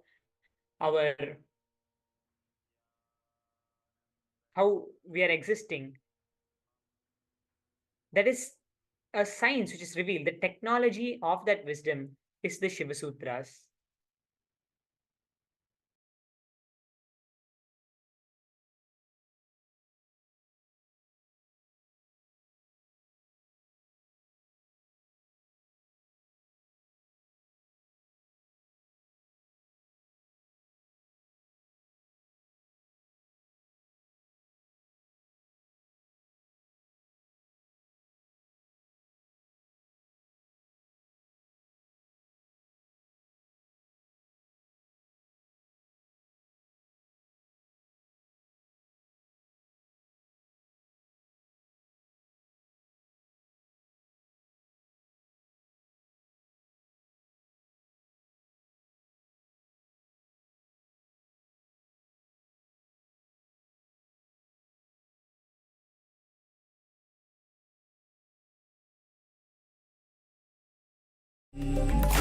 ॐ नित्यानन्द परमशिवोऽहम् ॐ नित्यानन्द परमशिवोऽहम् ॐ नित्यानन्द परमशिवोऽहम् नित्यानन्द परमशिवोऽहम् ॐ नित्यानन्द परमशिवोऽहम् ॐ नित्यानन्द परमशिवोऽहम् ॐ नित्यानन्द परमशिवोऽहम् ॐ नित्यानन्द परमशिवोऽहम् ॐ नित्यानन्द परमशिवोऽहम् ॐ नित्यानन्द परमशिवोऽहम् नित्यानन्द परमशिवोऽहम् ॐ नित्यानन्द परमशिवोऽहम् ॐ नित्यानन्द परमशिवोऽहम् ॐ नित्यानन्द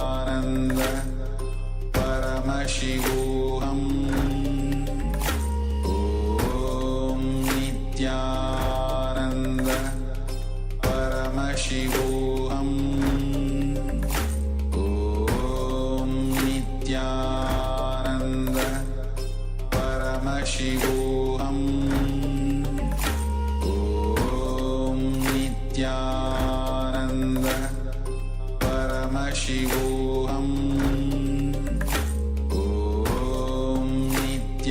ॐ नित्यानन्द परमशिवोऽहम् ॐ Nityanand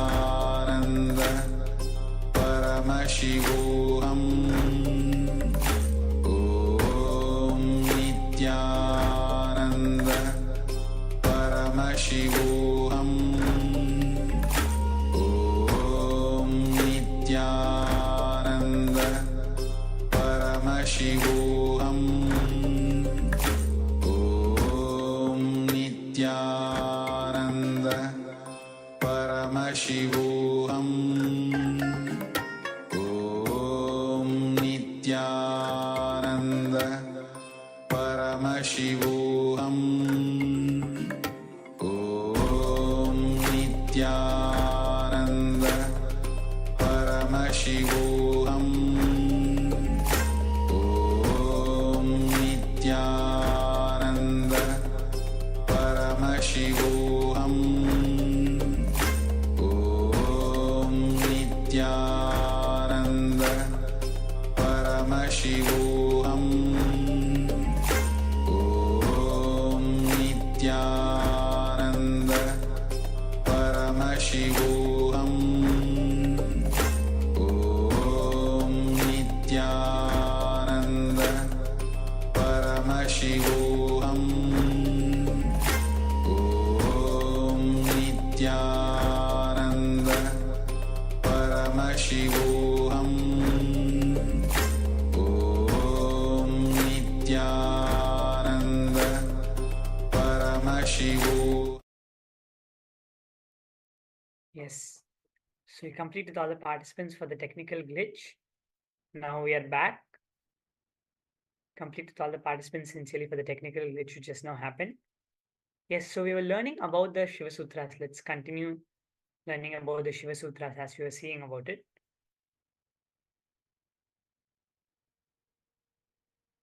The Shiva Sutras, as we see, is the essence of that science, the whole Sanatana Hindu Dharma. It's not by accident people getting enlightened or anything like that. It's a proper science on how we have to cognize the powerful cognition, all these various ways, how we can establish ourselves more and more as Paramashiva, understanding our true self. Sanatana Hindu Dharma is just understanding completely about our true self. And the Shiva Sutras are the essence techniques on how we can start expressing that in our lives. So just to see a little more deeper about it, the Shiva Sutras have 112 meditation techniques to experience that same space of ecstasy, that same space of bliss, and to experience the peace and joy which is eternal in every one of us. That complete peace, that complete enlightenment in all of us. Swamiji says each sutra will make one religion. Actually, in the Shiva Sutras, each sutra makes one religion. That is what Swamiji says. So, to understand it, now we are going to be going deeper into this same sutras where it's such a profound sutra that this is such a profound sacred scripture that each sutra is so powerful and each sutra independently can lead to that same space of enlightenment. So the power of these sutras are very powerful. So let us now go deeper into seeing how these sutras were revealed.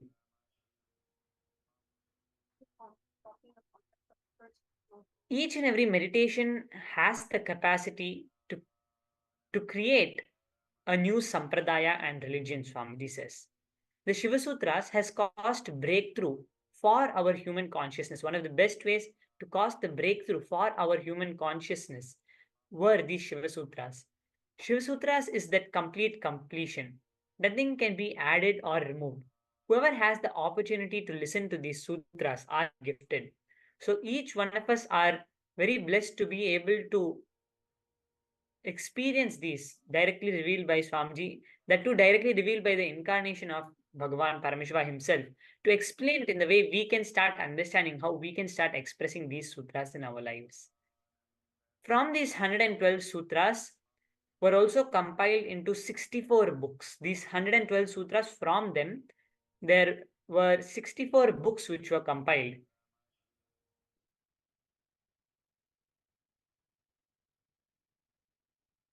Just for us to understand. From these sutras, like various books such as the Guru Gita, Kularnava Tantra, Mahanirvana, Vijnana Bhairava Tantra, Spandakarika, etc. Paramashiva directly transmitted this science to Devi. We can see the power of these Shiva Sutras. In all these 64 tantras, Paramashiva has given everything possible to Devi. So we understood deeper about this Shiva Sutras now.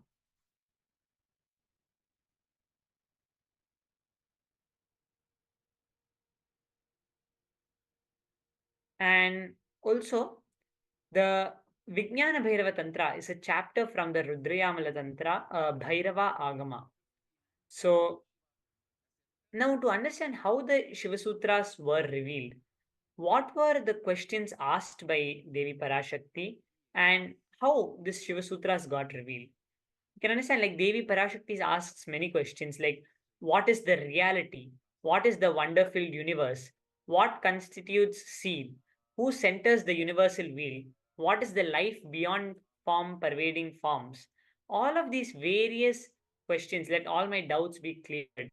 All of these are the various questions and various statements which Devi asks Paramashiva, which Devi Parashakti asks Paramashiva. And when you're saying Devi Parashakti, it's not just Devi Parashakti. Devi Parashakti was a platform for Paramashiva to deliver the signs to all of us. It is for all of us which Bhagavan Paramashiva revealed all of this. When he says, Oh Devi, he's speaking to each one of us, for each of us to deliver the signs. The Guru needs a platform without any restrictions in any level so he can deliver the signs as it is. Devi Parashakti was that platform which was neither questioning nor doubting or just completely accepting the truths. There are so many intellectual introductions, sugar coatings, or brain candies in this book. It is the first spiritual book that goes straight to the point for experiencing enlightenment. Swamiji says when a truth is told in the various scriptures, as we see, there is a Brahmana part. When the truth is adjusted a little bit for the sake of creating greed in the reader's mind, it is the part of Vaishya.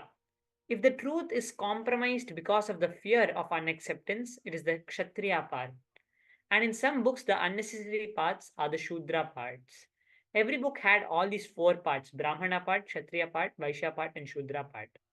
But Swamiji says these Shiva Sutras, because of the receiving of the disciple, all of us have to come to that same space which Devi Parashakti was in, where that receiving space, it is not doubting, it's in the pure space of oneness these truths are getting revealed.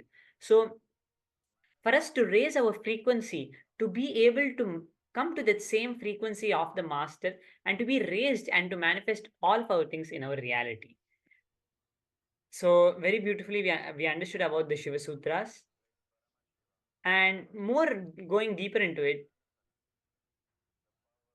Paramashiva made such a wonderful book that there is no need for any commentator. Swamiji himself says, I am not commenting on this book. I am just repeating the same truths in English. Because directly being the avatar of Paramashiva himself, directly just repeating the truths, the same truths in English, for all of us to be able to understand it and for all of us to express these same truths in our lives.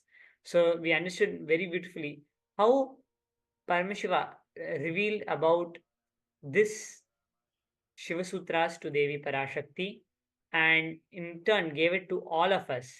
Just to give few words about what Swamiji says about this book. Paramashiva did not compromise on truths because he delivered it to Devi. Because both of them were in tune. Both Paramashiva and Devi were in the fulfilled state. This book does not have Phalashruti, which means this book does not say what you will get by doing these meditation techniques or what you will get by reading those lines. No Phalashruti. Basically, to understand about the powerful cognition which we are trying to reveal through this whole session, what we have to understand, it is for us to have the feeling connection. Just to give a small example, now when you're saying you have many computers all around, we have many computers. Sometimes our computer does not have the capability or the specifications needed for us to perform some tasks on it, like some heavy work on it. So at that time, when you want to do some higher level work on a computer, you either use apps like AnyDesk to connect to another better computer. And in that computer, through your computer, you can do the work on that computer. Same way, when we are able to connect to Swamiji, now we are visualizing Swamiji, you're connecting to Swamiji during the power manifestation throughout the day. At that time, we are all the normal computers, limited. But if we are able to see our own higher possibility as Swamiji himself, as our Guru himself, Guru's our own higher possibility to awaken the inner Guru inside us, for us to realize that we are the same, we are in that space of oneness with the Guru. When we are able to connect to that space, then it's like us connecting to a supercomputer. the best computer in the world, the whole universe, which is the best computer in the world. So if you understand that, it is exactly like that. That is what the whole powerful cognition, if you understand from this, whatever we understood until now, is being able to have that feeling connection. So all of us coming to that same space of feeling connection to be able to receive these great truths directly, like how Devi Parashakti received these truths. And same way, for us to be able to tune into that same space, like how we were able to see in the case of Devi Parashakti receiving these truths from Paramashiva. Same way, there are many other stories. Like there's even a story where it's a beautiful incident that happened in the life of a great master called Ramdas.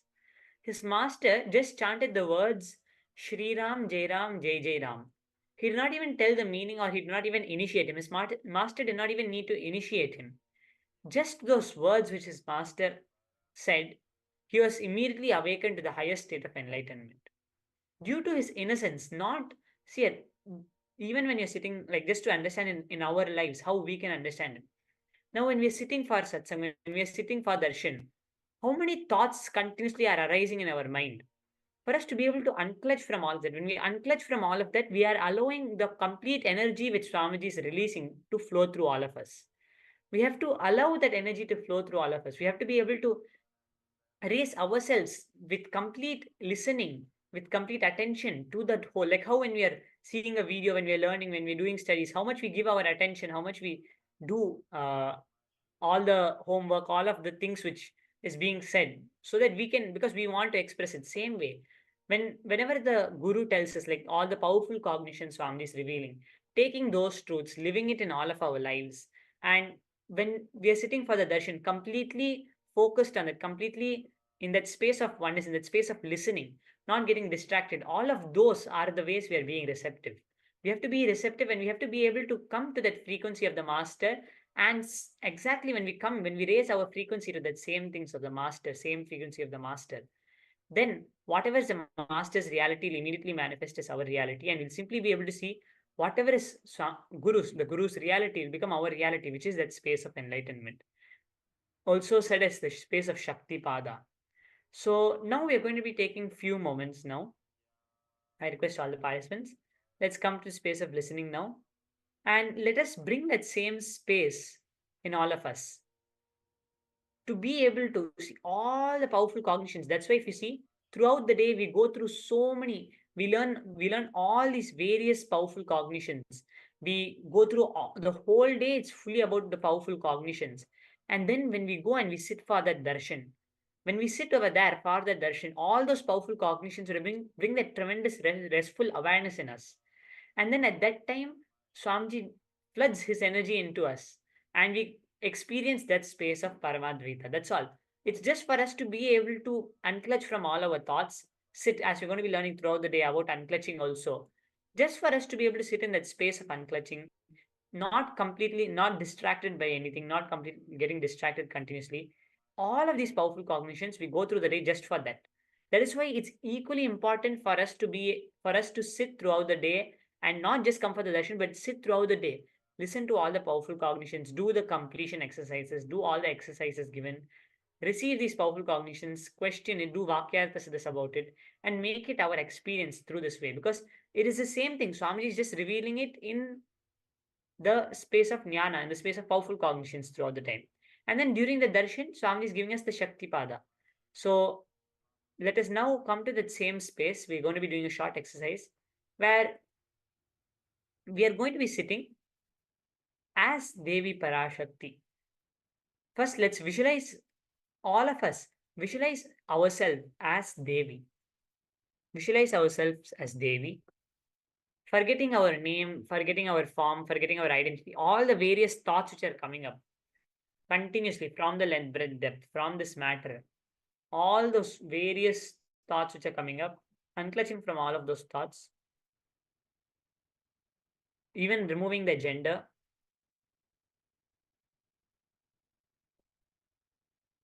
Let us start visualizing Devi first. Visualize an experience we are becoming Devi. Take a few minutes and clearly visualize that mother energy to receive Paramashiva.